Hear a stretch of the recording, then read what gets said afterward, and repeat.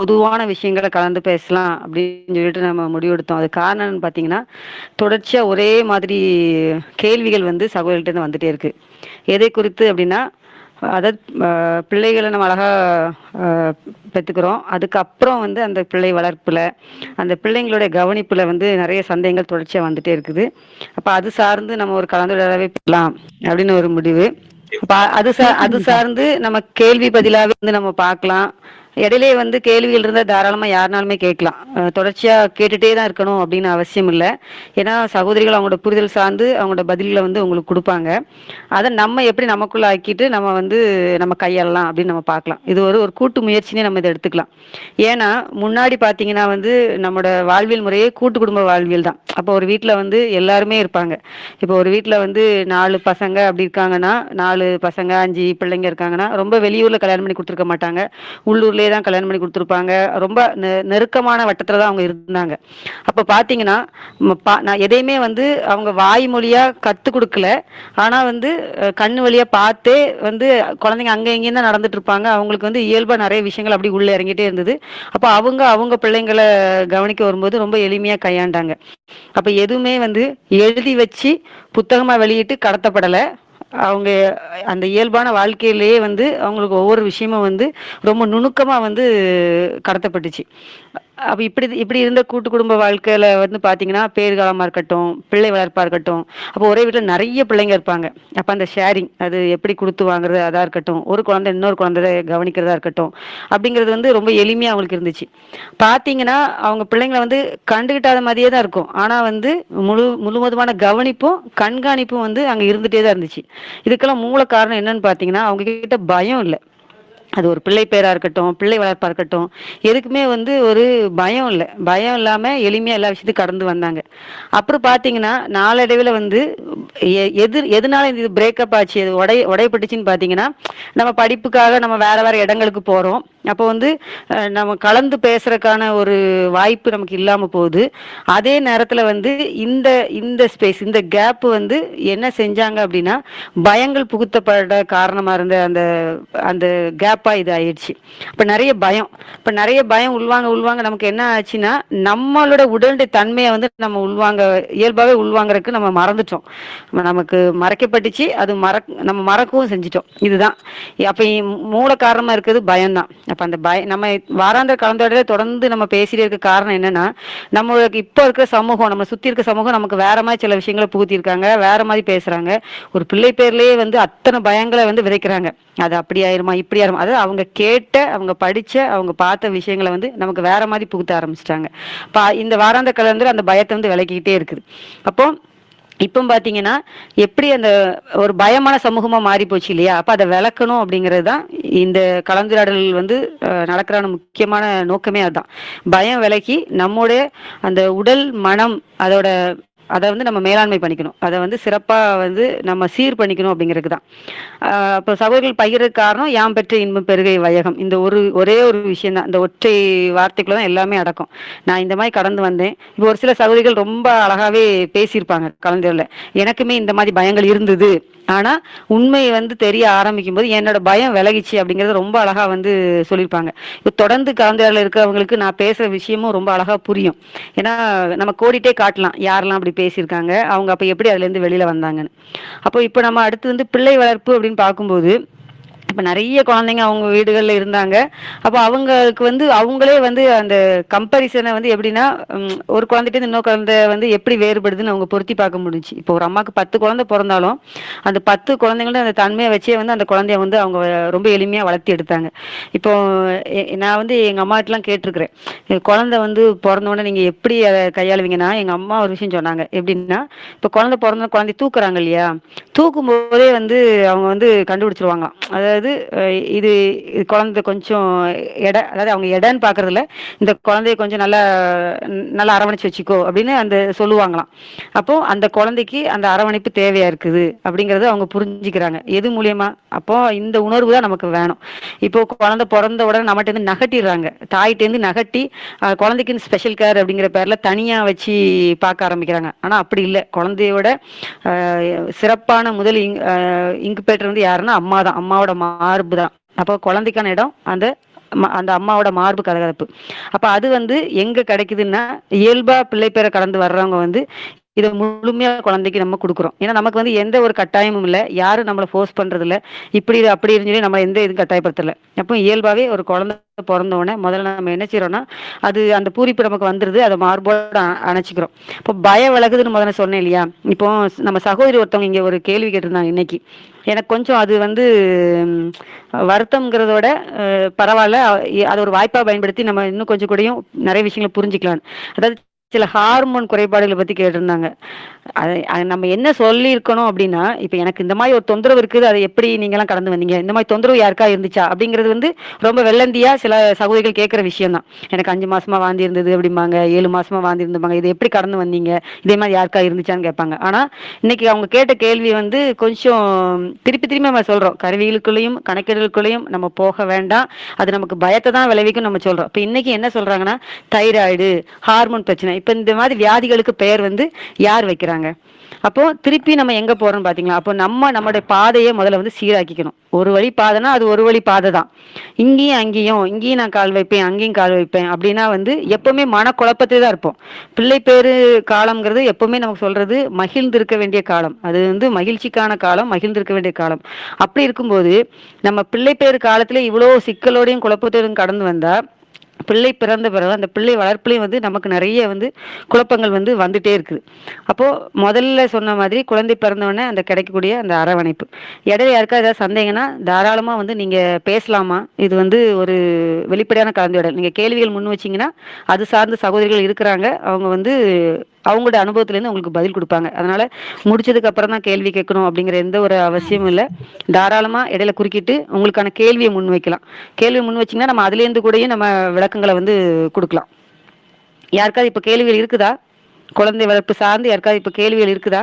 இருந்தா நீங்க முன் வச்சீங்கன்னா, நம்ம அதிலேருந்து கூட நம்ம எடுத்துக்கலாம். சரி, இடையில கேள்வி இருந்தா தாராளமா கேளுங்க. அப்ப ஃபர்ஸ்ட் குழந்தை பிறந்த அந்த முதல் அரவணைப்பு பத்தி நம்ம பார்த்தோம் இல்லையா? அப்போ நீங்க அங்க பயத்துக்கான வேலை இல்லன்னு நான் சொல்றேன். அப்ப அந்த அரவணைப்பு வந்து 1000 விஷயங்கள வந்து நமக்கு கத்துக் குடுக்கும். நீங்க நல்லா பார்த்தீங்கன்னா, அந்த மார்போட அணைக்கும்போது என்ன ஆகும்னா, குழந்தை மார்ப முட்டிக்கிட்டு வந்து அது தேடும். இது இது வந்து அனுபவிச்சவங்க கடந்து வந்தது. யார் சொல்லிக் குடுக்குறா அந்த குழந்தைக்கு? அந்த பால் ஊட்டும்போது அது மார்ப கவ்வி அது பால் குடிக்குது. அது யார் சொல்லிக் குடுக்குறா? ஆனா இங்க என்ன சிக்கல் ஆகுது அப்படின்னு பார்த்தீங்கன்னா, அந்த கொஞ்ச நேரம் கூடயும் நம்ம வந்து அந்த பொறுமை இல்லாம சில இடங்கள்ல வந்து பதட்டம் அதிகமாகுது. குழந்தை பால் குடிக்க மாட்டேங்குது, வாயில வைக்கிறது இல்ல, எனக்கு பால் சுரக்கல, இப்படி ஏகப்பட்ட குழப்பங்கள். அப்ப இத முதல்ல நம்ம வந்து களையணும். இது எல்லாமே வந்து நம்ம அடி மனசுல சில விஷயங்கள் நமக்கு சொல்லப்பட்டு வச்சிருக்குது. அதாவது குழந்தை பொறந்த உடனேயே அந்த வெள்ளை கலர்ல பால் அப்படி ஊறி வரணும் அப்படிங்கிற அவசியம் முதல்ல இல்ல. அது நம்ம கண்ணுக்கே தெரியாம வெறும் தண்ணி மாரி தான் இருக்கும். அப்போ ஏன்னா இது தொடர்ச்சியா குழுவுலயுமே பார்த்தீங்கன்னா, நெறைய பேர் இந்த கேள்விய கேட்டே இருக்காங்க. சொல்லுங்கம்மா. தொடர்ச்சி அந்த கேள்வி வந்து கேட்டுட்டே இருக்கிறாங்க. எனக்கு வந்து பால் வந்து சுரக்கல, குழந்தை பால் குடிக்கல. அது அப்படி அல்ல. சரிங்களா? அதாவது நம்ம வ அந்த மார்புல அரவணைச்சு வைக்கும்போதே, அது முண்டிட்டு இயல்பாவே வந்து அந்த குழந்தை தேட ஆரம்பிக்கும். நம்ம வந்து ஒரு சப்போர்ட் தான். நம்ம சப்போர்ட் குடுக்கும்போது ரொம்ப அழகா வந்து அந்த குழந்தை வந்து பால வந்து குடிக்க ஆரம்பிக்கும். இது வந்து இதுதான் நியதி. இதான் இயற்கை நியதி. ஒரு குழந்தை வந்து பொறந்துச்சா, அப்ப அடுத்த அடுத்த கட்டம் அதுக்கு வந்து தேவையானது உணவு தேவை. அத வந்து அது நிச்சயமா பூர்த்தி பண்ணிக்கும். அதுல வந்து நம்ம இவ்ளோ மனக்குழப்பத்த வந்து வைக்கவே வேண்டாம். அப்புறம் வந்து பால் சுரப்பது. எனக்கு பால் சுரக்கல. அந்த சிந்தனையிலிருந்து வெளியில வாங்க.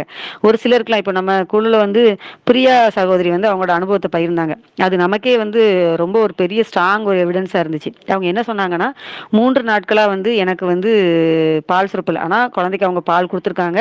அந்த வெள்ளை நிற திரவமா அவங்களுக்கு வரல. ஒரு தண்ணி போல ஒரு பிசுபிசுப்பா திரவம் வந்திருக்குது. குழந்தை அத குடிச்சிருக்கிறாரு. குழந்தைக்கு மழைநீர் அவங்க சேகரிச்சு வச்சதுனால மழைநீர் குடுத்துருக்காங்க, பாலும் குடுத்துருக்காங்க. இப்படியே அந்த 3 நாள் கடந்து வந்திருக்காங்க.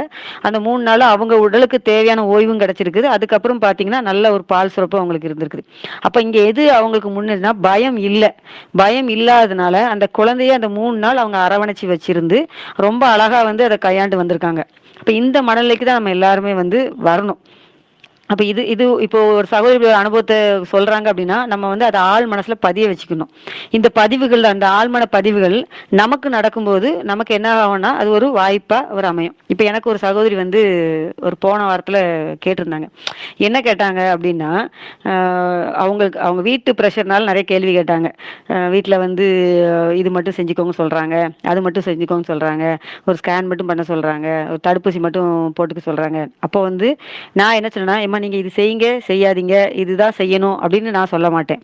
நீங்க இப்ப என் அனுபவத்தை கேக்குறீங்கன்னா, நான் என் அனுபவத்தை நான் சொல்றேன். எனக்கு என்ன விஷயம் புரிஞ்சுச்சோ அதை நான் சொல்றேன். அப்படின்னு தான் நான் அவங்க கிட்ட ஆரம்பிச்சேன். ஏன்னா முடிவெடுக்க வேண்டியது வந்து அந்த பெண் தான். தனது குழந்தைய எப்படி அவ வந்து அந்த பிள்ளைப்பேறு காலத்தை கலந்து வரணுங்கிறது அவள் சார்ந்த புரிதல். எப்பவுமே வந்து யாரையா எதிர்நோக்கி இருக்கும்போது அதேதான் பிள்ளை வளர்ப்புலயும் அந்த எதிர்நோக்கு தன்மையே தான் அவளுக்கு வருது. அதனால ஓப்பன் சாய்ஸ் தான். நீங்க முடிவெடுக்க வேண்டிய இடத்துல இருக்க வந்து நீங்க தான். அப்படி சொல்லும்போது எனக்கு வந்து யார் ஞாபகம் வந்தா அப்படின்னா, ஃபர்ஸ்ட் நம்ம எப்பவுமே குழுல சொல்லிட்டே இருக்கோம். நமக்கு நோக்கத்தை வாசிச்சிங்கனாலே தெரியும். நம்ம அப்படிதான் ஆரம்பிச்சிருப்போம். ஃபஸ்லுர் ரஹ்மான், டாக்டர் ஃபஸ்லுர் ரஹ்மான் அருளி அப்படின்னு தான் ஆரம்பிச்சிருப்போம். இறைவெளி இனிய சுகப்பிரசவம் அப்படின்னு ஆரம்பிச்சிருப்போம். என்ன அப்படின்னா ஒரு அப்போ அதுலயுமே சில கேள்விகள், நீங்க என்ன டாக்டர் ஃபஸ்லுர் ரஹ்மான் எப்ப தான் சொல்றீங்க? அப்படி இல்லை. நிறைய பேர் வந்து பிள்ளைப்பேர் சார்ந்த புத்தகத்தை எழுத ஆரம்பிச்சாங்க. ஆனா எல்லாத்துலயுமே பாத்தீங்கன்னா ஒரு அதாவது நவீன யுகத்துக்கு தகுந்த மாதிரி மேம்போக்கான காரியங்கள் நிறைய இருக்கும். அதாவது நீங்க கடைசி நேரத்துல மருத்துவமனை போனா போய்க்கலாம், மருத்துவமனை போறதுக்கு முன்னாடி நீங்க உங்களை எப்படி முன் தயாரிக்கணும், இந்த மாதிரி தான் இருந்துச்சு. அப்ப இந்த புத்தகங்கள் வாசிக்கும் போது உண்மைத்தன்மையா இருந்த புத்தகமா அதை பாக்குறதுனாலதான் நம்ம அதை சொல்றோம். அதை நம்ம ஸ்ட்ராங்கா அதுல நிக்கிறோம். அப்ப அந்த மாதிரி வந்து அவர் சொல்றதுக்கு இன்னொன்னு என்ன காரணம், ஒரு மருத்துவரா இருந்து அவர் நிறைய விஷயங்களை ரொம்ப உடைச்சி பேசினாரு. அதனால அதுல அந்த கருத்துக்களை உள்வாங்கப்பட்டதுனால நம்ம அதை வந்து எடுத்து பேசுறோம். அப்ப அவர் சொன்ன அந்த விஷயங்கள், பிள்ளை பேரு கொடுத்து அவர் பேசின விஷயங்கள், அவர் பிள்ளை பேரை மட்டும் நிறுத்தல, அவர் நிறைய விஷயங்கள் சொல்லியிருக்கிறாரு. நிறைய விஷயங்கள் சொல்லியிருக்காரு. நிறைய வியாதிகள் சம்பந்தமாவும் நிறைய அதோட தீர்வு சம்பந்தமும் சொல்றதுக்கு பல குழுக்கள் இருக்குது. பிள்ளை பேரை மட்டும் நம்ம கையில் எடுத்ததுனால நம்ம இதை பத்தி மட்டும் திருப்பி திருப்பி பேசிட்டே இருக்கோம். ஏன்னா ஒரு குழந்தைய ஒரு அம்மா வந்து இந்த வகையில பெற்று எடுத்துட்டா அப்படின்னா அதுக்கப்புறம் அதோட வாழ்வியல்ல வந்து ரொம்ப சிறப்பா போகும் அப்படிங்கறத நம்மளோட அசைக்க முடியாத நம்பிக்கை. அதுக்கப்புறம் பாத்தீங்கன்னா டாக்டர் BM வைட்டே அவர் வந்து ஒரு இடத்துல வந்து அவர் எல்லா ஸ்பீச்சிலுமே இந்த வார்த்தையை வந்து சொல்லுவாரு. நீங்க கேட்டிருப்பீங்கன்னு நினைக்கிறேன். அதாவது every ill has no pill but every pill following every ill அப்படின்னு சொல்லிப்பா. அதாவது வந்து மருந்துகள் வந்து நோயை குணப்படுத்துறது இல்லை, ஆனா வந்து ஒரு மருந்தும் வந்து புது புது நோயை உண்டு பண்ணுது அப்படின்னு அவர் சொல்லியிருப்பாரு. அவரு பாத்தீங்கன்னா கார்டியாலஜிஸ்ட், என்கிட்ட வராது அப்படிம்பாரு. உனக்கு இதே வழி வந்துச்சுன்னா எனக்கு வராது. அப்ப ஏன் அப்படி சொல்றாங்க அப்படின்னு சொல்லி நம்ம வந்து சும்மா பொதுவா நம்ம சொல்லலை. அப்ப அதுக்கு சம்பந்தமா அதோட ஆர்டிக்கல் நம்ம வாசிக்கிறோம். அப்போ நமக்கு புரிதல் வந்து இன்னும் மேம்படுது. அப்பதான் முறையே புரியுது பக்க விளைவுகள் இல்லாம எந்த மருந்துகளுமே இல்லை. அப்போ ஒரு பக்க விளைவுகள் உள்ள மருந்துகளை தான் வந்து நம்ம குழந்தைக்கு வந்து கொடுக்குறோம் அப்படிங்கிறதே ஒரு பெரிய ஒரு அடி. ஏன்னா இப்ப எனக்கு 3 குழந்தைகள். என்னோட முதல் குழந்தைக்கு வந்து நான் இந்த நவீன மருத்துவத்தை தான் இருக்கிறேன். ஆனா இறையோட ஒரு பெரிய பாதுகாப்பு தான். அவனோட ஒரு 11 மாசத்திலே இந்த வகையான புரிதல் நமக்கு வருது. அப்ப புரிதல் வரும்போது எனக்கு எனக்கு எழுந்த முதல் கேள்வி என்னன்னா, என்னோட குழந்தைக்கு முதல் முறை காய்ச்சல் எப்ப வந்துச்சு நான் யோசிச்சேன். முறையா குழந்தைக்கு எப்ப காய்ச்சல் வந்ததுன்னு யோசிச்சேன். யாருக்கா சொல்ல முடியுமா? அதாவது நவீன மருத்துவத்துல இருந்து மாறி வந்திருப்பீங்கல்ல, அவங்களுக்கு வந்து இதுக்கு பதில் கொடுக்க முடியுமா? முதலில் உங்க குழந்தைக்கு வந்து எப்ப காய்ச்சல் வந்துச்சுன்னு சொல்ல முடியுமா? யாருனாலும் சொல்லலாம். அக்கா தடுப்பூசி போட்டாங்க. மிக சரியா சொன்னீங்க. இதே தாமா எனக்கும் இந்த சிந்தனை வந்துச்சு. அதாவது குழந்தை அவன் என் பையன் பிறந்தப்ப வந்து அது வந்து ஒரு மார்ச் மாசம். அப்ப திருநெல்வேலியில அந்த ஏப்ரல் மேலாம் வெயில் உச்சத்துக்கு இருக்கும். அப்ப நைட்டெல்லாம் என்ன செய்வோம்னா அப்படியே குழந்தை உட்காந்து கொசு கூட கடிக்காம நம்ம விசிறிட்டு இருப்போம். ஆனா அதே நம்ம என்ன செய்வோம்னா போய் என்ன நல்லது அப்படிங்கிற பேர்ல போய் ஊசியை போட்டு வருவோம். போட்டு வந்து குழந்தை காய்ச்சல் வரும் 3 நாளா. அதோட சேர்ந்து சிறப்பும் கொடுத்துருவாங்க, ஆன்டிபயோட்டிக் கொடுப்பாங்க, பேராசிட்டமால் கொடுப்பாங்க. அதையும் நம்ம 4 மணி நேரம் டைம் அலாரம் வச்சு அந்த மருந்தையும் நம்ம கொடுப்போம். அப்போ ஒரு அம்மாவா இருந்து என் குழந்தைய நான் ரொம்ப பாதுகாக்கணும்னு நினைக்கிறேன். ஆனா என்ன பண்ணிட்டேன் அப்படின்னா நானே என் பிள்ளை காய்ச்சலை வருவிக்கிறேன் இல்லையா? அப்போ ஒரு மருந்து கொடுத்து வர்ற காய்ச்சல அந்த உடம்பு எதிர்த்து போராடும் அப்படின்னா இயல்பாவே வந்து ஏதோ ஒரு எக்கு தப்பா ஒரு உணவா இருக்கட்டும், சீதோஷ நிலையா இருக்கட்டும், அதை சுத்தப்படுத்துறதுக்கு அந்த உடம்புல வரக்கூடிய காய்ச்சலை ஏன் அந்த உடம்பு சரி பண்ணாது? அப்போ நம்மகிட்ட விதைக்கப்பட்ட பயம் வந்து நம்மளோட உடலினுடைய அந்த என்ன சொல்றது இயல்பான அந்த இயக்கத்தையே வந்து நமக்கு புரிய வைக்காம விட்டுடுச்சு. அப்போ அந்த மனம் அங்க சோர்வாகுது இல்லையா? அப்ப அதுதான் அந்த உடல் மனம் பேலன்ஸ் இல்லாம நமக்கு வந்து போனதுக்கான காரணமே தான். நம்மளே வந்து சிக்கலை வரவழைச்சுக்கிட்டோம் அப்படிங்கிறது எனக்கு புரிய ஆரம்பிக்குது. அப்ப அந்த புரிதல் வரும்போது என்ன செய்யறோம்? இதான் பொதுவா வந்து எதுலயாவது நம்ம ஆழமான விருப்பம் வைக்கும்போது அது சார்ந்த விஷயங்கள் நமக்கு கிடைச்சிட்டே இருக்கும். அப்போ தடுப்பூசி பத்தி நம்ம பார்க்க ஆரம்பிக்கிறோம். அப்ப குழுவிலேயே வந்து புத்தகங்கள் நம்ம சொல்லிட்டே இருக்கோம். தடுப்பூசி அறியப்படும் உண்மைகள், மருந்துகளால் வரும் கேடுகள், அந்த புக்குலாம் பாருங்க அப்படின்னு சொல்றோம். ஏன்னா அந்த புக்கெல்லாம் வாசிச்சதுனால தான் அதுல உள்ள விஷயங்கள் நமக்கு தெளிவா புரிய ஆரம்பிக்குது. இதுல ஒருத்தவங்க கேள்வி கேட்டாங்க. எல்லா குழந்தைகளும் தானே போடுறாங்க, எல்லா குழந்தைங்களும் நல்லா தானே இருக்கிறாங்க அப்படின்னு சொல்லிட்டு. அது உங்களுடைய பார்வையா நம்ம எடுத்துக்கலாம். ஆனா பாத்தீங்கன்னா பக்க விளைவுன்னு பார்க்கும்போது அவங்களே தெளிவா வெளிப்படையாவே சொல்றாங்க, 100 குழந்தைங்களுக்கு இப்படி ஒரு வரலாம், 1000 குழந்தைங்களுக்கு இப்படி பிரச்சனை வரலாம். ஏன்னா டிபிடிங்கிற முத்தெடுப்பு ஊசி போடும்போது அதோட பக்க விளைவுகள் ஒன்று இருக்குது. 1000 குழந்தைகள் ஒரு குழந்தைங்களுக்கு ஃபிக்ஸ் வரலான்னு அவங்களே போட்டிருக்காங்க, வலிப்பு வரலான்னு போட்டிருக்காங்க. இப்போ நீங்க வலிப்புக்கான காரணம் போய் கேட்டீங்கன்னா வலிப்புக்கான காரணம் அவங்களுக்கு சொல்ல தெரியாது. அதே நேரத்தில் அது எப்போ சரியாகும்னு கேட்டீங்கன்னா அதுக்கு பதில் தெரியாது. நீங்க எப்பவுமே வந்து ரெடியா மருந்து வச்சுக்கோங்க அப்படின்னு மட்டும் சொல்லுவாங்க. காய்ச்சல் மட்டும் எக்காரணம் கொண்டு வரவே விட்டுறக்கூடாதும்பாங்க. மருந்து லேசா உடம்பு கலவரம் பண்ணாலும் நீங்க என்ன செஞ்சணும்? மருந்து கொடுத்து அந்த காய்ச்சல் அடக்கணும். எவ்வளவு வயசு வரைக்கும் சொன்னா அது ஒரு 5 வயசு வரைக்கும் கொடுத்து பாருங்க. அப்படிதான் அவங்களோட பதிலா இருக்கும். அப்போ தீர்வே இல்லாம நம்ம வந்து போயிட்டே இருக்கும்போது அங்க நோக்கம் வந்து நமக்கு அடிபட்டு போகுது. பிள்ளையை நல்லபடியா பாதுகாத்து நல்லபடியா வளர்க்கணும் அப்படிங்கிற ஒரு நல்ல நோக்கமே வந்து என்ன செய்யுது? அடிபட்டு போகுது. அந்த அடிபட்டிருக்க காரணம் வந்து நம்மளோட பயம். அப்போ இந்த பயத்தை விளக்கணும், நம்ம சில உண்மைகளை வந்து நம்ம கட்டாயம் விளங்கிக்கணும். அப்போ குழந்தை பிறந்து குழந்தையோட அரவணைப்பு பத்தி பார்த்தோம். அதே மாதிரி பால் புகட்டுறது பத்தி நம்ம பார்த்தோம். குழந்தையே வந்து நம்ம அரவணைக்கிற அந்த அரவணைப்புலே கதகதப்புலே இது தான் அம்மா அப்படின்னு உணர்ற குழந்தை ஆட்டோமேட்டிக்கா என்ன செய்யுது? மார்பு நோக்கி அது முண்டிட்டு போகுது. அப்ப நம்ம உதவிதான் அதுக்கு பண்ணி கொடுக்குறோம். ஒரு தாயா, விலங்குகளும் அதே தான் செய்யுது. அதே கான்செப்ட் தான் மனுஷனுக்கும். அதை நம்ம செய்யறோம். செய்யும்போது நம்ம ரொம்ப சுத்தமா இருக்கக்காக நம்ம நிறைய விஷயங்கள்லாம் செஞ்சு வச்சுக்கணும். அதெல்லாம் அவங்களுடைய மனம் சார்ந்தது, அவங்களோட வீட்டு சூழல் சார்ந்தது. அதெல்லாம் நம்ம ரொம்ப உள்ள நுழைய விரும்பல. அப்போ அந்த பால் வந்து அது இயல்பாவே வந்து என்ன செய்யுது? குடிக்க ஆரம்பிக்குது. அப்ப இன்னொன்னு என்னன்னா, இப்போ வீட்டுல குழந்தை பிறந்தாச்சு, நல்லபடியா இருக்காங்க, குழந்தைங்க நல்லா இருக்கிறாங்க, அம்மாவும் நல்லா இருக்கிறாங்க. ஆனாலும் நமக்குள்ளேயே வந்து என்ன ஒரு பொது புத்தியில, ஏன்னா நம்ம வந்து மணி அடிச்சா சாப்பாடு மாதிரி நமக்கு சில சிஸ்டம் வந்து நமக்கு பொருத்தி வச்சிருக்கிறோம். ஆனா இப்ப என்ன செஞ்சிடறோம்னா குழந்தைக்குமே 1 மணி நேரத்துக்கு 1 மணி நேரம் வந்து நம்ம வந்து பால் கொடுக்கணும் அப்படின்னு அது யார் எங்க இருந்து கத்து கொடுத்தாங்கன்னு தெரியல. ஒரு யூரின் போச்சா உடனே பால் கொடு, மோஷன் போச்சா உடனே பால் கொடு, அழுதா பால் கொடு. குழந்தையோட மொழியே வந்து அழுக. இந்த விஷயத்துல குழந்தையோட அழுகை பத்தி சொல்லும்போது நான் வந்து இவங்க சுபத்ரா சகோதரியோட அனுபவத்தை வந்து எனக்கு இப்போ டக்குன்னு நினைவுக்கு வருது. என்னன்னா சகோதரருமே அங்க சீர்காழி நிகழ்வுல வந்து ரொம்ப அழகா வந்து அவ்வளவு பூரிப்பா அந்த விஷயத்த சொன்னாங்க. என் பையன் வந்து அழும்போது அவன் அழுகையோட மாற்றமே எங்களுக்கு வந்து அழகா தெரியுது. அழுதானா அவன் பசிக்கான அழுக தெரியுது, தூக்கத்துக்கான அழுகு தெரியுது, யூரின் போயிருந்தா அதோட அந்த அழுகையோட குரல் மாற்றம் எங்களுக்கு தெரியுது. நாங்க போய் பார்த்தா கட்டாயம் யூரின் போயிருப்பா, நாங்க துணி மாத்துவோம். மோஷன் போனா அந்த அழுகு தெரியுது, அவன் கம்ஃபர்ட்டா இல்லை அப்படின்னா அந்த அழுகு தெரியுது. அப்ப நாங்க அரவணைச்சு வச்சுக்கிறோம் அப்படின்னு அந்த குழந்தை அழுகைக்கான அந்த வேறுபாடை வந்து ரொம்ப அழகா சகோதரன் சொன்னாரு. அதே மாதிரி சகோதரியும் அவங்களோட அனுபவ பகிர்ல சொன்னாங்க. அப்ப எப்படி அதை அவங்க வந்து புரிஞ்சுக்கிட்டாங்க? இதுதான் இதுதான் வந்து இயல்பா பிள்ளை வளர்ப்புல வந்து ஒரு அம்மாவுக்கும் குழந்தைக்குள்ள பாண்டே வந்து அதுதான். அந்த அரவணைப்புல 1000 விஷயம் வந்து அது சொல்லி கொடுக்கும். அப்போ ஒரு குழந்தை அழுத உடனே இப்ப என்ன நடக்குதுன்னா, ஒரு குழந்தை அழுத உடனே இப்ப நமக்கு போன் கையில இருக்குதா, உடனே பல கிலோமீட்டர் தள்ளி இருக்கிற யாருக்கோ ஒருத்தருக்கு வந்து போனை போட்டு ஐயோ குழந்தை அழுது. அப்போ உங்களோட கவனம் வந்து குவியில குழந்தைகிட்ட குவியில செதறுது.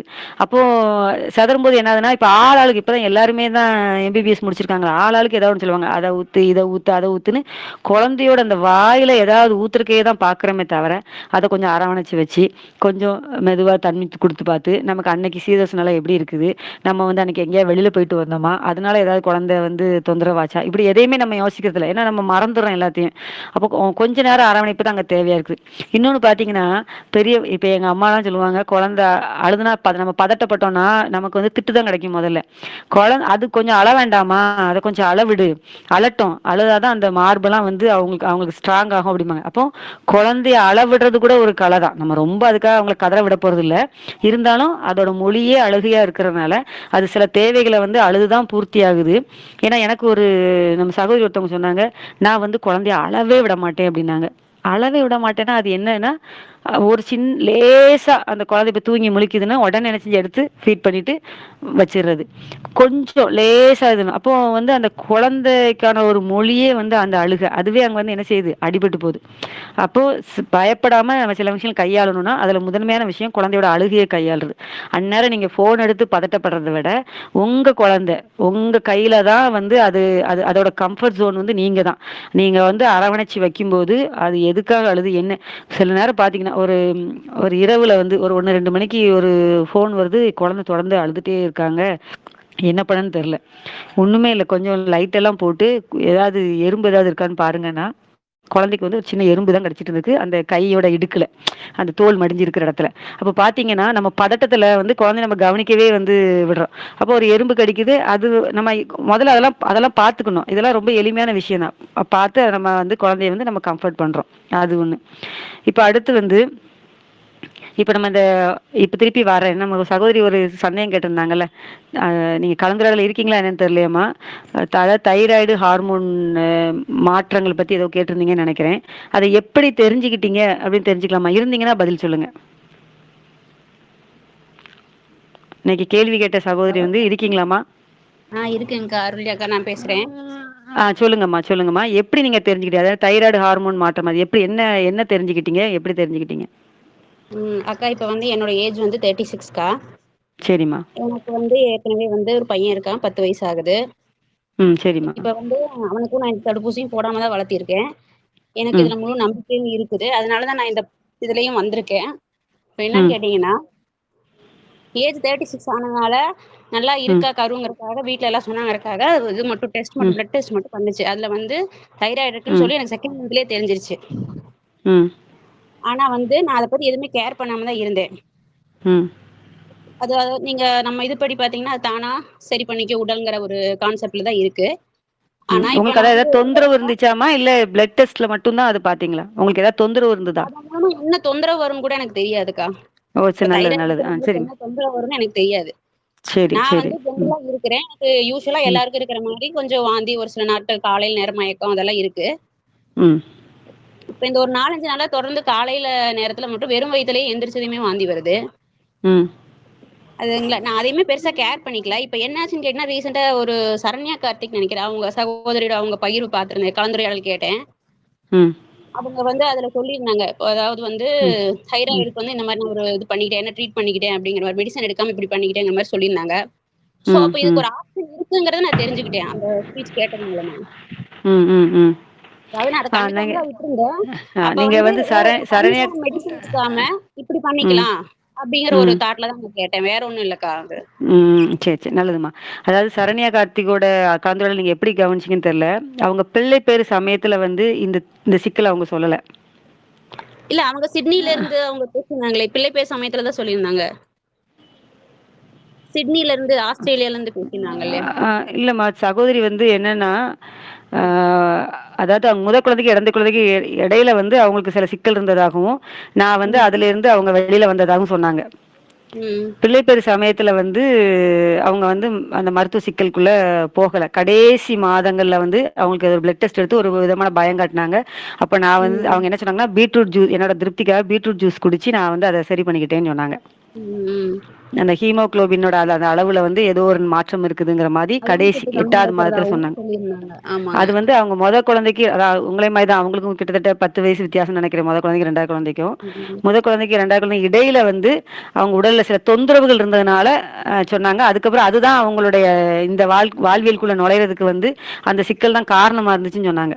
சரிங்களா? ம். இப்போ இப்ப நம்ம திருப்பி திருப்பி சொல்றோம் கருவியல் கணக்கீடுகள் பண்ற வேலை என்ன ஆகுதுன்னா, நம்மள அறியாமலேயே எனக்கு அந்த ம். பிரச்சனை இருக்குது, அப்ப அந்த பிரச்சனையை சரி பண்றதுக்கு நான் என்னன்னு தேட ஆரம்பிச்சிட்டோமா?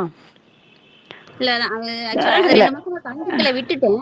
பட் இப்படி ஆஹ் ஒரு இதுக்காக ஒரு தற்காலிகம் அதாவது மெடிசின் உம் மூலமா இல்லாம இந்த மாரி கை மருந்துகள் ஏதாவது சாப்பிட்டு சரி பண்ண முடியும் அப்படிங்கிற ஒரு ஆப்ஷன் இருக்கும்போது சரி கேட்டு பார்க்கலாம். அதையும் நான் உம் குழுவுல வந்து கன்சல்ட் பண்ணிட்டு செய்யணுங்கிறதுக்காக தான் குழுவுல கேட்டேன். ம், ம், ம். அப்போ அப்ப தெரிஞ்சுக்கலாம் இதுதான். சரிதானா இப்போ ஆமா நல்லது. அப்படிங்கறது. ஆமா நல்லவ நீங்க இன்னைக்கு இந்த கேள்வி கேட்டது வந்து மிக சிறப்பு. ஏன்னா, இப்ப திருப்பி திருப்பி நான் சொல்லிட்டே இருப்பேன் பாத்தீங்களா, நம்ம நீங்க 3, 4 வருஷமா இந்த குழு ஆரம்பிச்சதுலேருந்தே முதல்லேருந்தே பாத்தீங்கன்னா, நம்ம சொல்ற ஒரே விஷயம், கருவிகள், கணக்கீடுகள் அதுக்குள்ள போக வேண்டாம் அப்படிங்கிறது.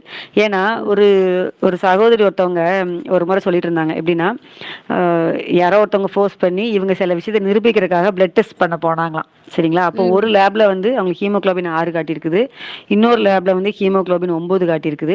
அப்ப இவங்க என்ன பண்ணியிருக்கிறாங்க, இன்னொரு லேபுக்கும் போயிருக்காங்க. ஹீமோகுளோபின் 11.5 என்னவோ காட்டியிருக்குது. சரிங்களா? 3 லேப்ல 3 விதமான சகோதரி இன்னைக்கு மீட்டிங் வரல. வர முடியாத சூழல். இல்லைன்னா அவங்களே பேச விட்டுருக்கலாம். அப்போ 3 விதமான அந்த ரிப்போர்ட்டை வந்து காட்டியிருக்குது. அப்போ வந்து இப்ப நம்ம இது எதுக்கு இதை நம்ம இது ஒரு உதாரணமா நம்ம எடுத்துப்போம். அப்போ கருவிகள், கணக்கீடுகள் வந்து ஒரு உடலை தீர்மானிக்குமா அப்படின்னா அது நிச்சயமா இல்ல. அதுதான் நாம சொல்றது. இப்ப எனக்கு எனக்கு வந்து இந்த கருவிகள் சார்ந்து ஒரு புரிதல் எப்படி வந்துச்சுன்னா, இப்ப இவங்க சொல்றாங்க இல்லையா, ஒரு ஒரு மாசமும் வந்து குழந்தை இத்தனை மில்லி இருக்கணும், இத்தனை இன்ச் இருக்கணும்னு ஒரு கணக்கு சொல்றாங்க.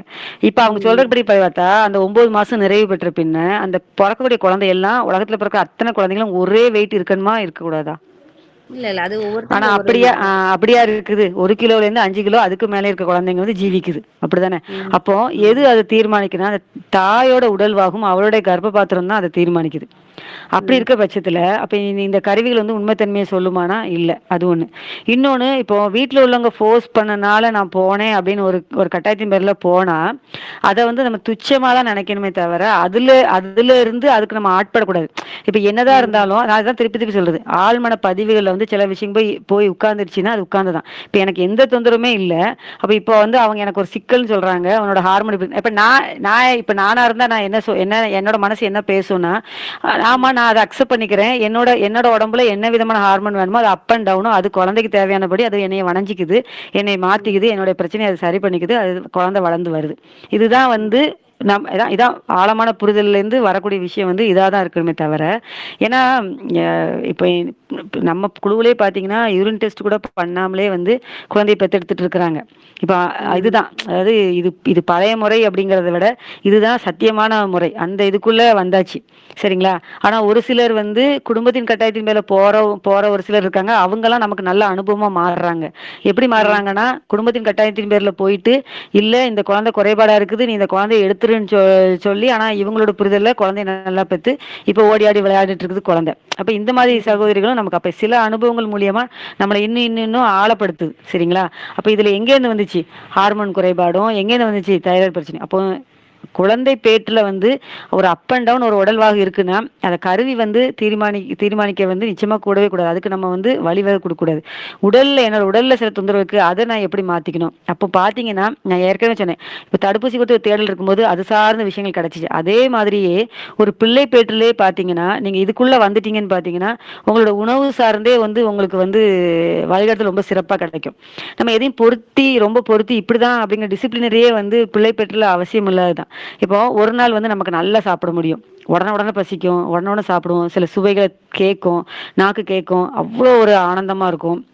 ஆனா அதே இது அடுத்த நாள் பாத்தீங்கன்னா எதுவுமே உள்ள இறங்காது, தண்ணி மட்டும் தான் உள்ள இறங்கும். அப்படியே தண்ணி குடிச்சாலும் வாமிட் வரும். அப்போ அந்த சூழலையும் நம்ம கையாளுவோம், இந்த சூழலையும் கையாளுவோம். ஐயோ இன்னைக்கு ஃபுல்லா நான் ஒன்றும் சாப்பிடலன்னா அது நமக்கு வீக்னஸா மாறும். ஆனா அப்படி கிடையாது. இன்னைக்கு உடம்புல வந்து வேற ஏதோ ஒரு வேலை நடக்குது இப்படின்னு அக்செப்ட் பண்ணிக்கிட்டீங்கன்னா நம்ம வேலைகளையும் நம்ம செஞ்சுட்டு நம்ம உடலுக்கான ஓய்வையும் கொடுத்துட்டு நம்ம அதை அனுசரிச்சு நம்ம எளிமையா நம்மளால என்ன செய்ய முடியும், கடந்து வர முடியும். இதுதான் அந்த பிள்ளை பேர்ல. அதே மாதிரி குழந்தையிலையும் பார்த்தீங்கன்னா சில நாள் பார்த்தீங்கன்னா நல்ல பால் குடிக்கும் குழந்தை, நல்ல ஒரு மாதிரி திருப்தியாக பால் குடிக்கும், நல்ல 4-5 மணி நேரம் கண்டினியூஸாக தூங்கும், ரொம்ப பீஸ்ஃபுல்லாக இருக்கும் அன்னைய நாள்.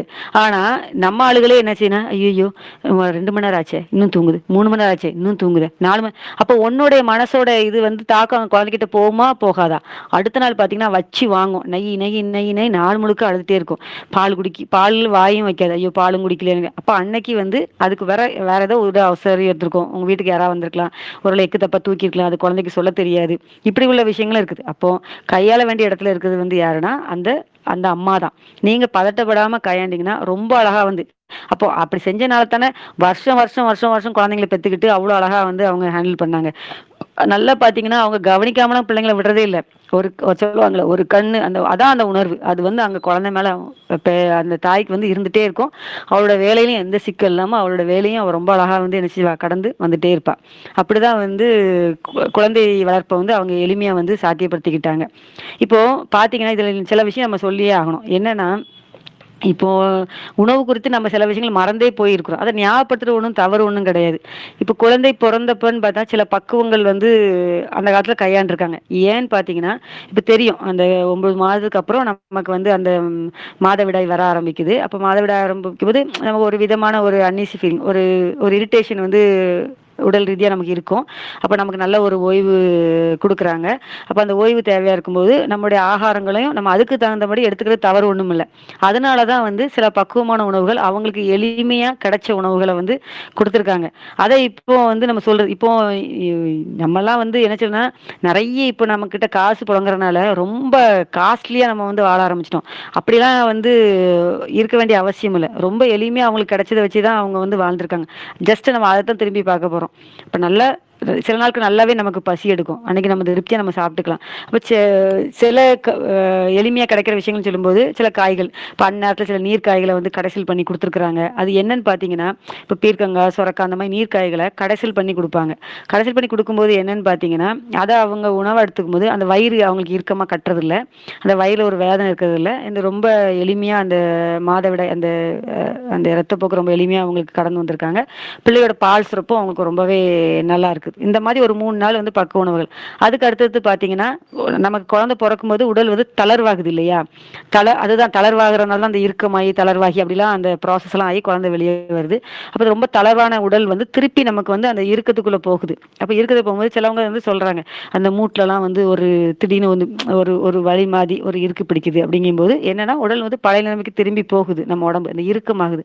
அப்ப நம்ம உணவுல வந்து நம்ம கொஞ்சம் பக்குவங்கள் வச்சுக்கலாம். என்னன்னா, அப்பதான் அந்த உளுந்து கூழ்லாம் தெரியல உங்க பக்கங்கள்ல இருக்கான்னு தெரியல. ஒரு ஒரு பக்கங்களும் ஒரு விதமான உணவுகள் வந்து இருக்கலாம். இப்ப எங்க பகுதியில என்ன செய்வாங்கன்னா, உளுந்தும் அரிசியும் வறுத்து பவுடர் பண்ணி வச்சிருப்பாங்க. அத தண்ணியில கரைச்சு வந்து அதுல நாட்டு சர்க்கரையோ அல்லது பனவெல்லமோ போட்டு கூழ் மாரி, அதாவது ரொம்ப இன்ஸ்டன்ட் உணவு சட்டுன்னு ரெடி பண்ணிடலாம். அது வந்து இளம் சூட்ல வந்து குடிக்க குடுப்பாங்க. அது நல்லாவும் இருக்கும். அந்த நேரத்துல அந்த வாய்க்கு அது பிடிச்ச உணவாவும் இருக்கும். ரொம்ப எளிமையா இருக்கும். வயிறு கட்டாது. ரொம்ப எளிமையாவும் இருக்கும். இந்த மாதிரி சில உணவுகளும் வந்து நமக்கு குடுத்துருக்காங்க.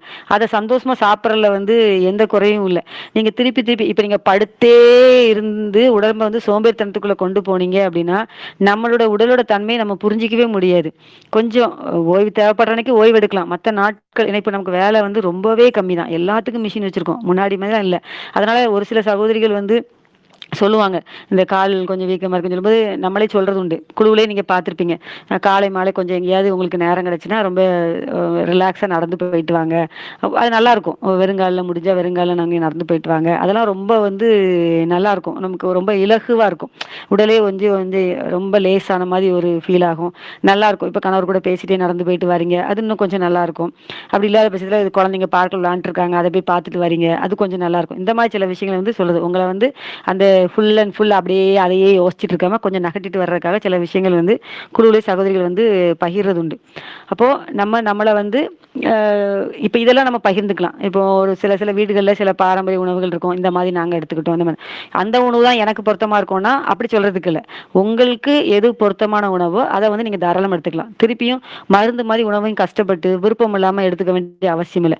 நீங்க விருப்பம் இல்லாம உணவு எடுத்துக்கிட்டீங்கன்னா, நல்லா பாருங்க, எவ்வளவு நெறைய சாப்பிட்டாலும் நீங்க விரும்பின உணவ கடைசியில கொஞ்சமா ஒரு வாய் வாயில போட்டா, அப்பாடா! அப்படின்னு ஒரு திருப்தி வந்து உங்களுக்கு கிடைக்கும். அந்த உணவு விஷயத்துல வந்து அந்த திருப்தி படுறீங்களா அப்படின்னு பார்த்துக்கோங்க. அது வந்து ரொம்ப முக்கியமான விஷயம். அந்த திருப்தி படும்போது வந்து ரொம்ப நல்லாருக்கும். உடல், மனம் 2மே குளிர்ச்சி அடையும். அப்ப அந்த குளுமையில வந்து உங்களுடைய பால் சுரப்பு ரொம்ப நல்லாருக்கும். 1 வயசு வரைக்குமே வெறும் தாய்ப்பாலும், தண்ணி மட்டும் குடுக்குற பிள்ளைங்கலாம் வந்து இருக்கிறாங்க. அதுக்கப்புறம் தான் இணை உணவே ஆரம்பிக்காங்க. நம்ம 6 மாசத்துக்கு அப்புறமே வந்து மெதுவா இணை உணவு ஆரம்பிக்கும். தேவையின் பொருட்டு, குழந்தையோட தேவையின் பொருட்டு. நம்ம குழுவுல ஒரு சில சகோதரிகள்லாம் 1 வயசு வரைக்கும் தாய்ப்பால் தண்ணி மட்டுமே வந்து குடுத்து குழந்தைங்கள வளர்த்து எடுக்குறாங்க. இணை உணவுகள்னு பார்க்கும்போது நம்ம எளிமையா தான் முதல்ல ஆரம்பிக்கும். பழச்சாறுகள் அது நம்மளே புழிஞ்சு கொஞ்சம் குடுத்து கொஞ்சம் தான். ஏன்னா குழந்தை முதல்ல என்ன எவ்வளோ குடிக்க போகுது? சும்மா ஒரு 2, 3 ஸ்பூன் குடிக்கும். அதே மாதிரி ஆரம்பத்துல தண்ணி தொட்டு வைக்கும்போது அதுல நிறைய கேள்விகள் வருது. பால் புட்டி பயன்படுத்தலாமான்னு. அதெல்லாம் வந்து அது அவசியமே இல்ல. இன்னொன்னு என்னன்னா, அ அ அது வந்து குழந்தைக்கான அளவ வந்து அது தீர்மானிக்கவே முடியாது. நம்ம விரல் நுனியில தொட்டு அந்த குழந்தை பிஞ்சு வாய் தான். அது விரல் நுனியில தொட்டு வைக்கும்போதே அது அழகா அந்த சப்பி குடிக்கிறது. அதுவே ஒரு நல்ல ஒரு உணர்வா இருக்கும். ஆனந்தமா இருக்கும். அந்த குழந்தைக்கு நீங்க அப்படி குடுத்து அது திருப்தி ஆகும்போது நமக்கே ஒரு ஒரு திருப்தியா இருக்கும். குழந்தைக்கு போதும். அது தேவை பூர்த்தி ஆகிடுச்சுன்னு. அது வேண்டாங்கும்போது அப்படி நாக்க வச்சு அப்படியே நம்மளுடைய அந்த விரல வந்து அது தட்டி விட்டுரும். கொஞ்சம் குழந்தை பெருசாக பெருசாக நீங்கள் சின்ன ஸ்பூன் பயன்படுத்திக்கலாம். சின்ன ஸ்பூன் வச்சு கொடுக்கலாம். அதுவும் அதே மாதிரி தான் தேவைக்கு குடிக்கும். அப்புறம் கொஞ்சம் அந்த 4, 5 மாசம்லாம் வரும்போது அதுவாக நம்ம தண்ணியை கொண்டு போனோடனே அந்த டம்ளரே நம்ம கையிலேருந்து அப்படியே பிடிச்சி இழுத்து அப்படி வாயில வச்சு அழகாக சப்பி சப்பி அந்த ஜொல்லோட சேர்த்து அது வந்து அந்த குழந்தை குடிக்க ஆரம்பிக்கும். இப்படியே பழக்கினா போதும். அப்போ இதுக்கு இடையில வந்து அந்த பால் புட்டி அப்படிங்கிறது தேவையில்லாத ஒன்று. இது வந்து ஒரு சகோதரி கேட்ட கேள்விக்கான பதிலாகவும் இருக்கும்னு நினைக்கிறேன். அவங்களுக்கு இப்போ புரிஞ்சிருக்கும். அப்போ இந்த மாதிரி நம்ம அடுத்து பழச்சாறுகள், சூப்பு நம்ம வீட்டில் ஏதோ சூப் வைக்கிறோம், அது ஒரு ஸ்பூன் கொடுத்து பார்க்கலாம். இப்படி அந்த சூப்பு வகைகள் இப்படி மெதுவா நம்ம கொடுத்து பார்க்கலாம். முதல்ல வந்து கொடுக்கறது வந்து இந்த மாதிரி நீர்மமாவே நம்ம கொடுக்கலாம். அதுக்கப்புறம் 6 மாசம் முடிஞ்சதுக்கு அப்புறம் கூழ். இப்ப சிலருக்கு வந்து இது இப்ப இந்த ராகி கூழ் அப்படின்னு சொன்ன உடனே எல்லாரும் ராகி கூழ் தான் கொடுக்கணும் அப்படிங்கிற கட்டாயம் இல்லை. உங்க குழந்தைக்கு வந்து அது பொருத்தமாகுதான் நீங்க முதல்ல கவனிச்சு பார்த்துக்கலாம். ஒரு 3, 4 நாள் கொடுக்கும்போதே வந்து உங்களுக்கு தெரிஞ்சிடும். குழந்தை வந்து ஹாப்பியா குடிக்குதா இல்லைன்னா அது அது விரும்பலையா அப்படிங்கிறது தெரிஞ்சிடும். இப்ப எங்க அம்மா வந்து எப்பவுமே சொல்லுவாங்க, குழந்தைக்கு ஒண்ணு கொடுக்கணும்னா முதல்ல அதை தொட்டு நீ வாயில வச்சு பாரு. உனக்கு வந்து அது திருப்தி ஆகுது, நல்லா இருக்கு அப்படின்னு தோணுச்சுன்னா அப்புறம் குழந்தைக்கு கொடு. ஏன்னா ஒண்ணுமே இல்லாம நீங்க ஏதோ நல்லது நினைச்சு சும்மா அந்த மாதிரிலாம் கொடுக்காதீங்க குழந்தைக்கு அப்படின்னு அப்படின்னு சொல்லுவாங்க. அது கூட அது கூட கரெக்ட் தான். ஏன்னா நம்மளோட உடலும் மனசு வந்து திருப்தி ஆகணும். ஒரு அந்த அந்த சுவையை சுவைச்சு பார்க்கும்போது அப்படிங்கிற ஒரு மனநிலைக்கு வந்து நம்ம முதல்ல வரணும்.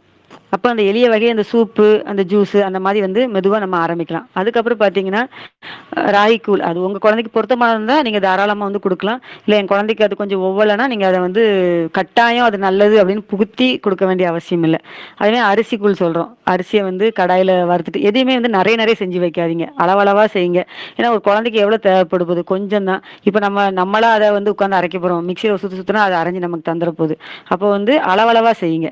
அரிசி கூழ் லைட்டா வறுத்துட்டு ஸ்டவ் ஆஃப் பண்ணிட்டு அதிலே கொஞ்சம் பொட்டுக்கடலை, ஒரே ஒரு மிளகு, கொஞ்சம் சீரகம் போட்டு பவுடர் பண்ணி வச்சுட்டோம்னா அது ஈஸியாகவே நம்ம செஞ்சிடலாம். அந்த தண்ணியில் கரைச்சி அதை கூழாக காய்க்கிறோம். இத்தினோண்டு உப்பு போட்டு நம்ம காய்ச்சிக்கலாம். இதெல்லாம் 6 மாதத்துக்கு அப்புறம் குழந்தை கொடுக்குற இணை உணவு. முதல்ல எதுவுமே வந்து நல்லா தண்ணியாகவே கொடுத்து பாருங்க. அதுக்கப்புறம் கொஞ்சமாக அந்த மாதங்களும் கூட கூட கூட நம்ம என்ன பண்ணிக்கலாம், அதை வந்து அந்த சாலிட் பார்த்து நம்ம கொண்டு அதை நம்ம வந்து கொடுக்க ஆரம்பிச்சிடலாம். நல்லா பார்த்தீங்கன்னா இப்போ 10 மாதத்துல இப்போ குழந்தை பிடிச்சிட்டு நிற்க ஆரம்பிச்சிட்டான் அப்படின்னா மெதுவாக நம்ம சாப்பிட்ற உணவு பக்குவத்துக்குள்ளே கொண்டு வந்துடலாம். இப்போ எங்கள் இதுலலாம் என்னன்னா ரொம்ப நேரமே வந்து அரிசி சாதம் கொடுக்க மாட்டாங்க. ஆனால் ஒரு இடத்துலையும் ஒரு விதமாக இருக்குது. குழந்தை வந்து அந்த 10 மாசத்துல பிடிச்சிட்டு நடக்க ஆரம்பிச்சதுக்கு அப்புறம் தான் வந்து சாதத்தை மசிச்சு ஊட்ட ஆரம்பிப்பாங்க. ஆனால் ஒரு சிலர் வந்து 6 மாசத்துலேயே சாதம் ஊட்ட ஆரம்பிச்சிடுறீங்க. அது உங்கள் வீடுகளில் அந்த பழக்கமாக இருக்கும். இப்போ எங்களோட வீடுகளில் வந்து பிடிச்சிட்டு நடக்க ஆரம்பிச்சதுக்கு அப்புறம் தான் வந்து அந்த இட்லி அந்த சாதம் இடியாப்பெல்லாம் மசிச்சு கொடுக்க ஆரம்பிப்பாங்க. குழந்தை ஆரம்பத்தில் பார்த்தீங்கன்னா கொஞ்சம் தான் கொடுக்கும். ஏன்னா நமக்கு என்ன தோணும்னா குழந்தைக்கு என்ன அது கொஞ்சம் சாப்பிடுதா அது வேண்டாம்னு சொல்றா. இப்ப நம்ம இருக்கோம், அம்மா இருக்கோம். ஏன்னா நம்ம கிட்ட அது பால் குடிக்குது, அதுல அது திருப்தி ஆயிக்குதும் அப்படிங்கிற ஃபீலுக்கு நம்ம முதல்ல வரணும். எப்பவுமே வந்து அதுக்கு பத்தலை பத்தலை அப்படிங்கிற எண்ணத்தை வந்து நம்ம கொடுத்துட்டே இருக்கக்கூடாது.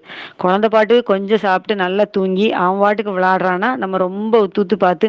ஏன்னா நிறைய ஏன் இதை சொல்றோம்னா நிறைய பேர் அப்பதான் குழந்தை பிறந்திருக்கும், 40 நாள் தான் இருக்கும், அப்பவே இணையுணவை பத்தி கலெக்ட் பண்ண ஆரம்பிப்பாங்க. அவசியம் இல்லை. அந்தந்த நேரத்துல அது நமக்கு வந்து தெளிவா நமக்கு கிடைக்க ஆரம்பிக்கும். நம்ம அதுல இருந்து நம்ம கலெக்ட் பண்ணிக்கலாம். இப்ப இது வரைக்கும் பேசுனதுல இருந்து உங்களுக்கு யாருக்கும் ஏதாவது சந்தேகங்கள் இருக்கா? தாராளமா கேட்கலாம். அக்கா, எனக்கு ஒரு சந்தேகம். இப்ப இணை உணவு பத்தி சொல்லுங்க. பேசுனதுனால குழந்தைங்களுக்கு சொல்லுங்கம்மா. இப்ப நான் சர்க்கரைனா வெள்ளை சர்க்கரை கிடையாது, நாட்டு சர்க்கரை, ம் பனங்கற்கண்டு இந்த ம் மாதிரி இதெல்லாம் ஒரு சிலர் யூஸ் பண்ணலாம்னு சொல்றாங்க, ஒரு சிலர் யூஸ் பண்ணக்கூடாதுன்றாங்க, கொடுக்க கூடாதுன்றாங்க. அத ம். பத்தி கொஞ்சம் தெளிவுபடுத்த முடியுமாக்கா? ரொம்ப தித்திப்பா குடுக்காம, நீங்க மைல்டா ம். சேர்த்துக்கலாம். அதாவது பொதுவா என்னன்னா, எல்லா விதமாவே நம்ம குழந்தைய பழக்கப்படுத்துறது நல்லதுதான். இப்போ ம். ஒரு ம். ஒரு இத்துணூண்டு ப பனங்கற்கண்டு போட்டீங்கன்னா, அதோட சுவை கொஞ்சம் வேற மாரி மாறும். குழந்தைக்கு பிடித்தமான சுவையாவும் மாறும் இல்லையா? அப்ப நம்ம 6 மாசத்துக்கு அப்புறம் தான் நம்ம இணை உணவு குடுக்க போறோம். ஏன்னா, தாய்ப்பால்ல இயல்பாவே வந்து அந்த ஒரு புளிப்பு, இனிப்பு சேர்ந்த ஒரு சுவை இருக்கனால, குழந்தையோட இணை உணவும் நீங்க பார்த்தீங்கன்னா, இப்ப நீங்க வெறுமனேவா அரிசி கூழ் நம்ம காய்ச்சி குடுக்குறோம்னு வச்சுக்கோங்களேன், அதுல வந்து ஒரு மைல்டா ஒரு இனிப்பு சுவை இருக்கும். அப்ப என்ன செய்வாங்க, லைட்டா நம்ம உப்பு மட்டும் நம்ம அதுல சேர்த்துப்போம். நெறைய பேர் சொல்றாங்க உப்பு இல்லாம குடுக்கணும்னு. அதுவுமே அவங்க பழக்கப்படுத்துற விதம் தான். குழந்தைய பழக்கப்படுத்துறது தான். இப்ப உங்க குழந்தைக்கு எது கம்ஃபர்ட்டா இருக்குன்னு பாருங்க. அவன் எத வந்து விரும்பி சாப்பிடுறான். அதுக்காக அதான் சொல்றேன், இனிப்ப ரொம்ப திட்டமா போட்டு முதல்லயே நம்ம பழக்கக்கூடாது குழந்தைக்கு. இனிப்பும், உப்புமே ரொம்ப திட்டமா போட்டு பழக்க வேண்டிய அவசியம் இல்ல. சும்மா மைல்டா சேர்த்து நம்ம பழக்கலாம். உங்க குழந்தைக்கு அது செட் ஆயிடுச்சா, நீங்க தாராளமா அந்த பழக்கத்துல வரலாம். ஏன்னா, அதீத இனிப்பு வந்து குழந்தைங்களுக்கு ஆரம்பத்துல பிடிக்கும். ஆனா, எந்த அளவுக்கு அத விரும்பி குடுக்கணுமோ, அதுக்கு அத தெகட்டுற அளவுக்கு நம்ம குடுத்துட்டோம்னா, அத வந்து அவங்க வெறுத்துறக்கூடாது. அதனால தான் வந்து அந்த இனிப்ப வந்து ரொம்ப சேர்க்காதீங்க அப்படின்னு சொல்ற காரணம் அதான். மைல்டாவே எல்லாம் சேர்த்து குடுத்து பாருங்க. உங்க குழந்தைக்கு எது பொருத்தமானதோ நீங்க அத இது பண்ணிக்கலாம். ஓகேக்கா. ரொம்ப நன்றி. பால் புட்டி வந்து பயன்படுத்த வேண்டிய அவசியமே இல்ல. அது நெறைய பேர் வந்து அந்த ஒரு தவறு செய்றோம். ஏன்னா, அதுல நம்ம அந்த நிப்புல பெருசா ஓட்ட போட்டு வச்சுர்றோமா, அது நேரா தொண்டைக்குள்ள இறங்கிருது. சில நேரங்கள்ல வந்து அந்த அந்த ரப்பர வாயில வச்சுட்டே இருக்கணும் குழந்தை அப்படிங்கிற விருப்பத்துக்குள்ள போயிருது. இப்ப நம்ம அந்த பழக்கத்த மீட்டு கொண்டு வர்றதுக்கு பெரிய பாடாகுது. ரொம்ப கஷ்டப்படுத்த வேண்டியது இருக்கு குழந்தைய. அத அளவிட்டு ரொம்ப கஷ்டப்படுத்த வேண்டியது. அப்படி இல்லாம நீங்க இந்த பழக்கத்துல முதல்ல நம்மளுடைய விரல் நுனி, அதுக்கப்புறம் அந்த ஸ்பூன்ல குடுக்குறது, அதுக்கப்புறம் கொஞ்ச நாள் கழிச்சுலயும் அழகா அந்த சின்ன அந்த டம்ளர் பக்கத்துல கொண்டு போனாலே குழந்தை அப்படி இழுத்து அப்படி குடிக்க ஆரம்பிச்சிடும். அதுவே குழந்தைக்கு தேவையை வந்து அது பூர்த்தி செய்யற மாதிரி இருக்கும். இல்லைன்னா பால் புட்டி வழக்கம் போல வயிறு மட்டும் அந்த ஒரு மாதிரி பொந்தா வச்சிருக்கோம். வயிறு மட்டும் அதுக்கு நிறையும். ஆனா அந்த வாயில வந்து அதோட திருப்தி வந்து அதுக்கு இருக்காது. வேற ஏதாவது கேள்விகள் இருக்காமா? அக்கா அப்புறம் குளியல். சொல்லுங்கம்மா, சொல்லுங்க. இது வெஜினல் இரிட்டேஷன் இருந்துகிட்டே இருக்குங்கக்கா. அது ஒரு மாதிரி அரிப்பு மாதிரி, ஒரு நீர்க்கசிவு மாதிரி இருந்துகிட்டே இருக்குங்கக்கா. அதுக்கு ஏதாவது அது பண்ணலாமா? வந்து ஆக்சுவலி வந்து இருக்கும்மா. அது பொதுவா உள்ளதுதான். உங்களுக்கு ரொம்ப சிரமமா இருந்துச்சுன்னா, நீங்க இரவு படுக்கும்போது லேசா வெது வெதுன்னு தண்ணி ஊத்தி அப்படி கொஞ்சம் கிளீன் பண்ணிட்டு படுத்து பாருங்க. சரிங்களா? அது சரிங்க. கொஞ்சம் ஆறுதலா இருக்கும். அ நான் உங்களுக்கு தனிப்பதிவுல சொல்றேன்ம்மா. சில விஷயங்கள் கேட்கணும் உங்ககிட்ட. நான் தனிப்பதிவுல சொல்றேன். சரிங்களா? சரி. ம். அதே மாரி பார்த்தீங்கன்னா, குழந்தைகளுக்கான இப்ப குளியல். குளியல் வந்து எல்லாருக்குமே பெரிய சந்தேகமா இருக்குது. அதேமாரி குழந்தைய எப்படி ஹேண்டில் பண்ணணும் அப்படிங்கிறது. அ குழந்தை வந்து நம்ம ரொம்ப பூ போலயே நம்ம அத ஹேண்டில் பண்ணிக்கலாம். அதான் சொல்றேன், உங்களோட கைக்கு வந்து குழந்தை எப்படி லாகவமா இருக்குதோ, அப்படி நம்ம வந்து ஹேண்டில் பண்ணிக்கலாம். கொஞ்சம் மாசங்கள் கழிச்சதுக்கு அப்புறம் பார்த்தீங்கன்னா, குழந்தைய கொஞ்சம் அந்த பால் இறங்குறதுக்கு அப்படிலாம் கொஞ்சம் இப்படி தூக்கி பிடிப்பாங்க. கொஞ்சம் பயம் விலகணும்னு இது பண்ணுவாங்க. சில வீடுகள்ல இப்போ எங்க இதெல்லாம் சொல்லுவாங்க. என்ன சொல்லுவாங்கன்னா, குழந்தை தொட்டில்ல படுக்க போட்டு, பக்கத்துல சும்மா அந்த பாத்திரத்தெல்லாம் கீழ டொப்பு டொப்புன்னு போட்டு அத பழக்கப்படுத்துவாங்களாம். அந்த சத்தம், அந்த பயம் அதெல்லாம் இல்லாம இருக்கணும் அப்படிங்கிறதுக்காக. ஏன்னா முதல்லலாம் பார்த்தீங்கன்னா, கும்பலா தானே இருந்திருப்பாங்க. எப்பவுமே வீடு ரொம்ப அமைதியாலாம் இருக்கறதுக்கான வாய்ப்பே இல்ல. இப்ப நம்ம என்ன செய்றோம்னா, ஒரு சின்ன ஸ்பூன் கூட கீழ விடாம, அமைதியா இருக்கட்டும், அமைதியா இருக்கட்டும் அப்படியே அந்த குழந்தைய வந்து நம்ம ஒரு அமைதி நிலையிலே வச்சிருக்கனால, சின்ன உண சத்துனாலும் குழந்தை வீறிட்டு அழுற மாதிரி எல்லாம் இருக்குது. அப்படி இல்லாம சாதாரணமாவே வந்து நம்ம அதாவது எந்த சத்தத்திலயும் குழந்தை வந்து அத மேனேஜ் பண்ணி வர்ற மாதிரியே வந்து நம்ம வச்சுக்கிட்டோம்னா பரவால்ல. ரொம்ப இது பண்ணிக்க வேண்டாம். அப்ப குளியல் பொறுத்தவரைக்கும் எப்படின்னா, இப்போ இப்ப இந்த குளியல பொறுத்தவரைக்கும் உங்களோட உடம்பையும், குழந்தையோட உடம்பையும் நீங்க ஒத்து பாருங்களேன். இப்போ ஒரு வருஷத்துல ஒரு வாரத்துல முதல்ல எடுத்துப்போம். ஒரு வாரத்திலேயே வந்து இப்ப நம்ம தினமும் தலை குளிக்கிறது நம்ம நல்லதுதான். சிலர் அதே பழக்கத்துல தான் இருப்போம். நம்ம தினமும் தலை குளிப்போம். அது எல்லாருக்குமே தெரியும். நமக்கு அந்த மாதவிலக்கு வரக்கூடிய அந்த 3 நாட்கள் வந்து நம்ம தலை குளிக்கிறது இல்ல. மத்தபடி மேக்ஸிமம் நம்ம தலை குளிச்சுட்டே தான் இருக்கிறோம். ஒரு சில நாள் நமக்கே உடலுக்கு ஒரு ஒரு விதமான ஒரு அசௌகரியமா இருக்கும். அன்னைக்கு தலைக்கு ஊத்துறதுக்கே நமக்கு தோணாது. அன்னைக்கு வந்து நம்ம மேல் மட்டும் கிளீன் பண்ணிட்டு வர்ற மாதிரி இருக்கும். அதுவும் பால் குடுத்துட்டு இருக்க சமயத்துல வந்து இது நிறைய சந்தர்ப்பத்துல நடக்கும். ஏன்னா, இரவு தூக்கம் வந்து ஒரு வேளை சில நாள் சீரா இல்லன்னு வச்சுக்கோங்களேன். அடுத்த நாள் பார்த்தீங்கன்னா, அன்னைக்கு வந்து ஒரு சில நாட்கள் தான் நான் சொல்றேன். அன்னைக்கு நமக்கு இயல்பாவே தலை குளிக்க தோணாது. அப்ப நம்ம மேல் குளிச்சுட்டு வந்து நம்மள சுத்தப்படுத்திட்டு, அந்த குழந்தை தூங்குற நேரம் பகல் நேரமா நம்ம ஓய்வு எடுக்கிற மாரி நமக்கு அமையும். அப்போ இப்படி நம்மளோட உடம்பு இருக்கு பார்த்தீங்களா? அதே மாதிரி நீங்க உங்க குழந்தைய வந்து அரவணைப்புல வைக்கும்போதே, ரொம்ப அழகா உங்களுக்கு புரிய ஆரம்பிக்கும். இன்னைக்கு நான் வந்து நம்ம குழந்தைக்கு தலைக்கு ஊத்தலாம். சில நாட்கள் வந்து நம்ம கையில அப்படியே தேங்காய் எண்ணெய மெதுவா எடுத்து, மெதுவா அந்த குழந்தைக்கு அப்படியே தேங்காய் எண்ணெய உருவி விட்டு, போட்டு வெயில காட்டிட்டு அன்னைக்கு நம்ம குளிக்க வைக்கலாம். அது குளிக்க வைக்கும்போதே வந்து நீங்க கண்டுபிடிச்சலாம். சிலவங்க குளிக்க வைக்கும்போது அன்னைக்கு பீஸ்ஃபுல்லா குழந்தை தூங்கும். 4, 5 மணி நேரம் கூட, அதான் சொன்னேன், 4, 5 மணி நேரம் கூட தொடர்ந்து ஒரு வாட்டி நம்ம ஃபீட் பண்ணி படுக்க போட்டோம்னா 4, 5 மணி நேரம் நல்ல ஒரு தூக்கம் தூங்கும். இதெல்லாம் வந்து ஒரு சில நாள் வந்து இயல்பாவே அந்த குழந்தைக்கு அது தேவையாவும் இருக்கும், நடக்கவும் செய்யும். இப்படித்தான் நம்ம வந்து குழந்தைய அணுகி வரணுமே தவிர, ரொம்ப போட்டு குழந்தைய முறுக்கி பிணைஞ்சி அதெல்லாம் வந்து அவசியம் இல்ல. உங்க கைக்கு எப்படி லாகவமா இருக்கோ அப்படி நீங்க வந்து கையாளுங்க. குளியல் முறையுமே அப்படிதான். உங்க கைக்கு எப்படி குழந்தை லாகவமா இருக்கும் அப்படிங்க ஆரம்பத்துல இருந்தே வந்து நம்ம சொல்லிட்டு இருக்கோம். ரசாயனங்களை வந்து எப்படி உடலுக்குள்ள செலுத்த வேண்டாமோ உடலுக்கு மேல் பூச்சாவும் அது அவசியம் இல்லை. நம்ம வந்து ஆரம்பத்துல வந்து குழந்தை குளிக்க வைக்கும்போது அந்த பொடிகள் குளியல் பொடி நம்மளே வீட்டில் தயார் பண்ணி வச்சுக்கலாம். ஒரு வாட்டி அரைச்சி வைக்கிறதே நிறைய நாளுக்கு வரும். அது நம்ம பக்கத்துல குழந்தைங்க இருந்தாங்கன்னா ஒரு 1 கிலோ அரைச்சி வச்சா நம்மளே ஷேர் பண்ணி எடுத்துக்கலாம். எடுத்துட்டு நம்ம அவ்வளோ நாள் அதுவே வரும். ஏன்னா இத்தினோடு தான் நம்ம போட போறோம். அப்படியே அந்த குளியலை வந்து நம்ம மெதுவாக கொண்டோம்னா அது நல்லா இருக்கும். சில நாள் பார்த்தீங்கன்னா மாலை வேளைகள்லையும் அந்த குழந்தைக்கு ஒரு மேல் தொடச்சா நல்லா இருக்கும், மேல் குளிக்கிறது நல்லா இருக்கும் கிளைமேட்டை பொறுத்து. அப்போ இங்க தீர்மானிக்கிறது அந்த சூழலும் நீங்களும் தான் தீர்மானிக்குமே தவிர இதையும் வந்து ஒரு ப்ரொசீஜர் மாதிரி ஃபாலோ பண்ணாதீங்க. சரிங்களா? தினமும் குழந்தைக்கு தண்ணி ஊற்றி நீங்கள் அப்படி சின்னதுல பழக்கிட்டீங்கன்னா, இல்லை என் குழந்தைக்கு அப்படி ஒரு பழக்கம் இருக்குன்னா பரவாயில்ல. இப்போ பார்த்தீங்கன்னா இப்படிதான் நம்ம பக்குவமா குழந்தைகள் கொண்டு வரோம். ஒரு 2, 3 வயசுலாம் வந்த பிறகு பார்த்தீங்கன்னா உங்க தீர்மானமே கிடையாது, குழந்தை தீர்மானம். அது வாட்டுக்கு போயிட்டு அது வாட்டு தலையை தண்ணி கப்பு கப்புன்னு தூக்கி மோந்து ஊத்திட்டு வரோம். ஒரு சில நாள் வந்து வேண்டாம் அப்படின்னு சொல்லும். இது எல்லாமே வந்து குழந்தையோட தீர்மானத்துக்கு நம்ம விட்ட மாதிரி இருக்கும். அப்ப மழை வந்த உடனே பாத்தீங்கன்னா சில குழந்தைங்க வந்து அது அவாட்டுக்கு போய் எப்ப மழை பெஞ்சாலும் ஓடி போய் குளிப்பாங்க. ஆனா ஒரு சில நேரங்கள்ல சில குழந்தைங்க வந்து அந்த இரவு நேரத்துல போக மாட்டாங்க, பகல் நேரம் போவாங்க. அப்ப இது எல்லாமே அக்கா மழை நல்லதுன்னு சொல்லிட்டு ஓடி போய் நம்ம தூக்கி போடக்கூடாது. அந்த குழந்தைங்களே வந்து அதை அதை செய்யறாங்க, விரும்பி செய்யறாங்கன்னா அந்த விருப்பத்துக்கு நம்ம விடணும். அப்போ இப்ப நம்ம நனைஞ்சு குளிக்கிறோம்னா குழந்தையும் ஆட்டோமேட்டிக்கா ஓடி வரும், நனைஞ்சு குளிக்கும். அது எல்லாமே அதாவது குழந்தையோட விருப்பத்தின் பேர்ல நம்ம விடுறோம் அப்படின்னா நம்ம முதல்ல அந்த லாகத்தை நம்ம புரிஞ்சுக்கணும். இதுல யாருக்கா ஏதாவது சந்தேகங்கள் இருக்கா? இப்ப நிறைய சகோதரிகள் வந்து இதை கலந்து வந்திருப்பீங்கல்ல, இதுல ஏதாவது மாற்று கருத்து இருந்தாலும் தாராளமா சொல்லுங்கம்மா. ஏன்னா நான் வந்து நான் பார்த்து வளர்ந்த விதம், என்னோட வீட்டு சூழல் வந்து என்னோட பேச்சுல பொருந்தி இருக்கும். இப்ப எல்லாருக்கும் இது பொருத்தமா இருக்குங்கிற அவசியம் இல்லை. நீங்க எப்படி அதை கையாண்டுறீங்களோ அது தாராளமா நீங்க சொல்லலாம். நல்லது எங்க இருந்தாலும் நம்ம எடுத்துக்கலாம் இல்லையா? அக்கா, சொல்லுங்கம்மா. இது இப்போ குழந்தைய குளிக்க வைக்கும்போது குளியல் பொடி அந்த மாதிரி சொல்றீங்க. அப்ப தலைக்கெல்லாம் வந்து தலைக்கு ஊத்தும் போது என்னக்கா செய்யறது? இல்லை நான் இந்த சீவக்காயும் சிறுபயிறு இருக்குல்ல, அதையும் நாங்கள் தனியாக வச்சிருப்போம். அதுதான் போட்டு, ஏன்னா பிள்ளைங்களுக்கு வேற எந்த இதுவுமே பயன்படுத்துனதில்லை. ஏன்னா தலைக்கு வந்து டெய்லியுமே எதுவும் போடுறதில்ல. நம்ம அது வாரத்தில் ஒரு நாளோ 15 நாளைக்கு ஒரு தான் தலைக்கு ஏதாவது போடுவோம். அப்போ அந்த சீயக்காய் பொடியை லைட்டாக போட்டு அப்படி க்ளீன் பண்ணி எடுத்துறது தான். சரி சரிங்கக்கா.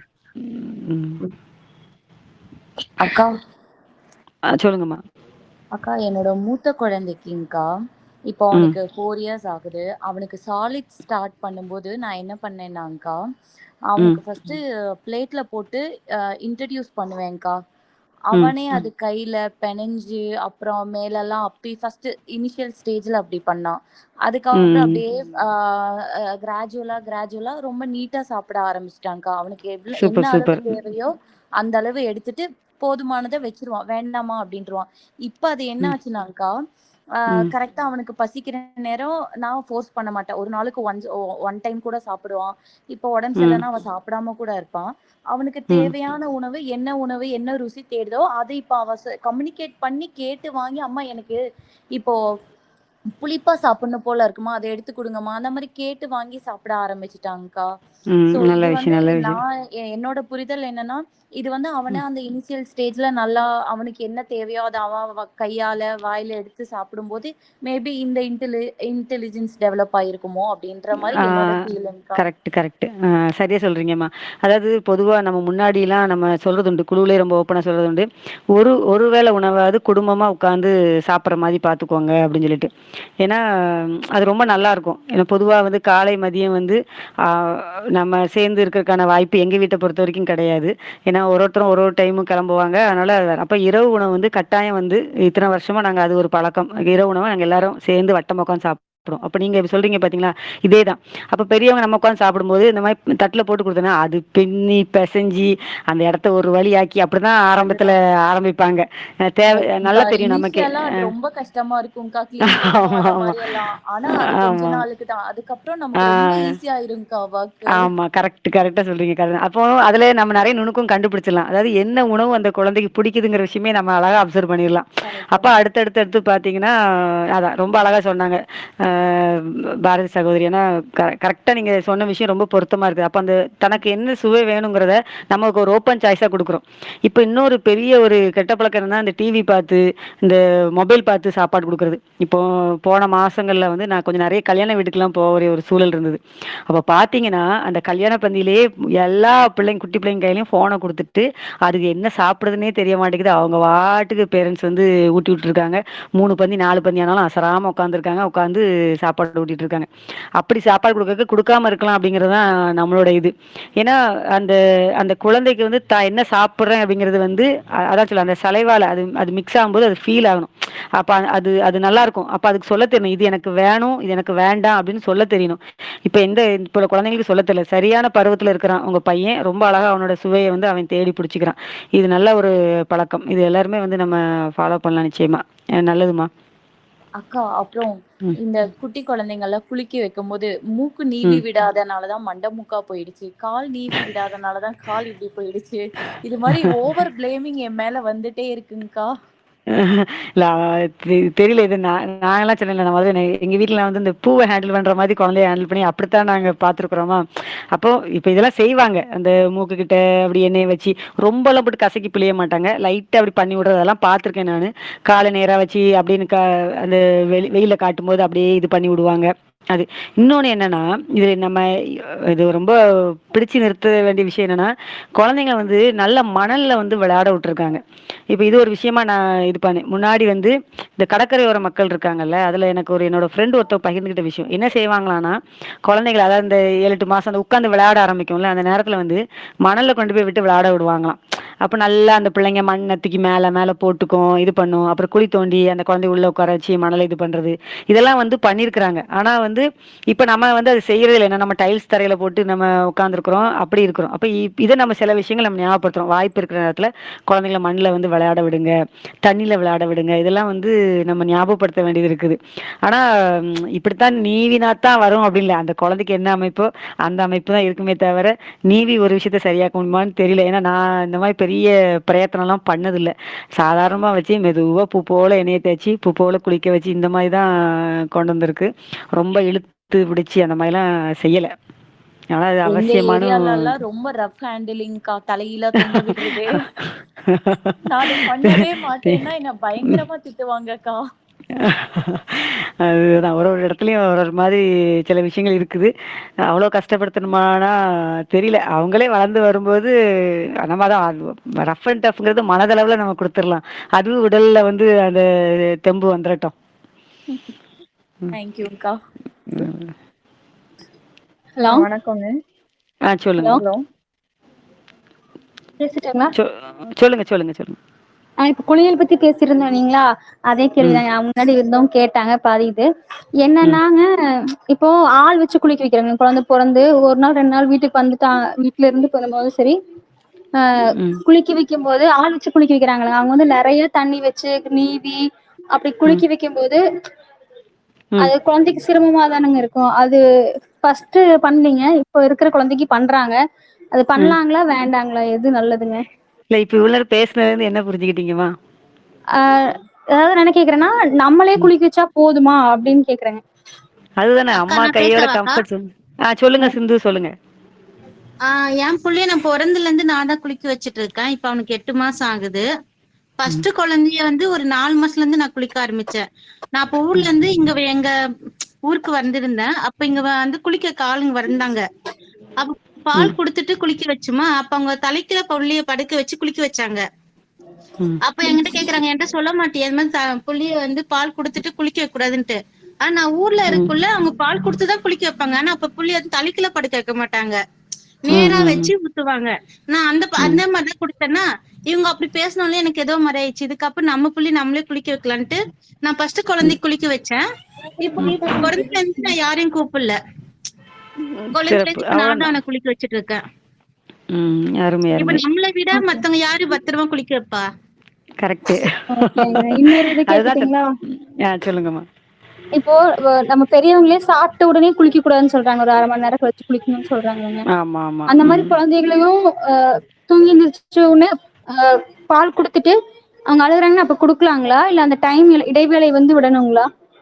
இல்லம்மா, அதாவது இப்போ இது எப்படின்னா, இது இப்ப இது எங்க அம்மா எனக்கு சொல்லி கொடுத்தது. எங்க பால் கொடுத்த உடனேலாம் குளிக்க வைக்க மாட்டாங்க. எங்க அம்மா எனக்கு சொல்லி கொடுத்தது அதான். என்னன்னா அதான் கவனிச்சுட்டே இருப்பாங்க. ரொம்பவும் அளவு அந்த பசிக்க ரொம்ப கதறம் விட்டுற மாட்டாங்க. அந்த தெரியும்ல நமக்கு, அந்த குழந்தை தூங்கி முழிக்கிற நேரங்கள் நம்ம ஓரளவு அந்த ஒரு வாரத்துல நமக்கு பிடிபட்டுரும் இல்லையா?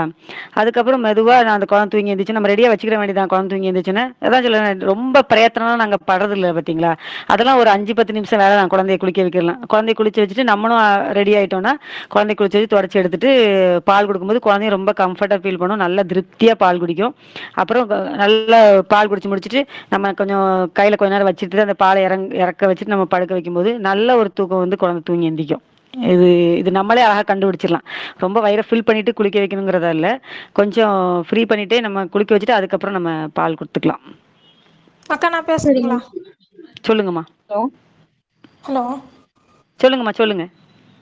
அக்கா, பாப்பா பிறந்த 3வது வாரத்துல இருந்து ஃபர்ஸ்ட் பேபி நான் தான் குளிப்பாட்டிட்டு இருக்கேன். சரிங்கம்மா. பாப்பாக்கு வந்து பால் கொடுத்துட்டு தான் நான் குளிப்பாட்டுறேன். ஏன்னா குளிப்பாட்டினோமே தூங்கிடுவா. அப்ப ஓ திரும்ப சரி என்னால சரி. முடியாதுன்னு சொல்லிட்டு பால் ம். கொடுத்துட்டு தான் குளிப்பாட்டுறேன். அப்போ ஆ ரொம்ப சூடா ஊத்த சொல்லுவாங்க. ஆ. அம்மா வீட்டுல இருந்து 3வது வாரத்திலே வந்ததுல இருந்து தனியா பாத்துக்கிற மாதிரி இருந்தது. அவளுக்கு எவ்வளவு ம். சூடு தாங்க முடியும், எனக்கு எவ்வளவு, என் உடம்புக்கு எவ்வளவு தாங்குதோ அதை விட ம். கொஞ்சம் சூடுலதான் பாப்பாக்கு ஊத்துவேன். சிறப்பு சிறப்பு. பாப்பாக்கு இது வரைக்கும் ஊத்துறது கிடையாது.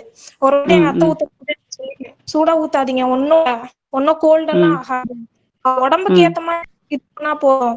ஏன்னா ஆ. சூடு அதிகமாச்சுன்னா சூடு ம்.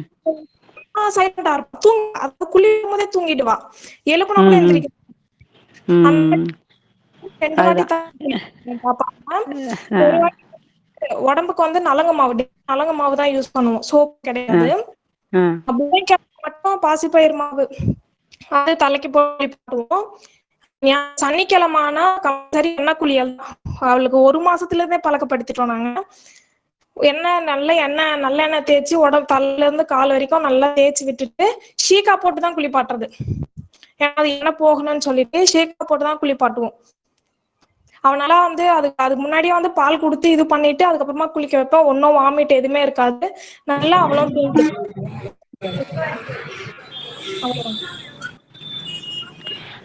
இப்போ இப்போ கேள்வி கேட்டீங்களா சரண்யா இல்லையா?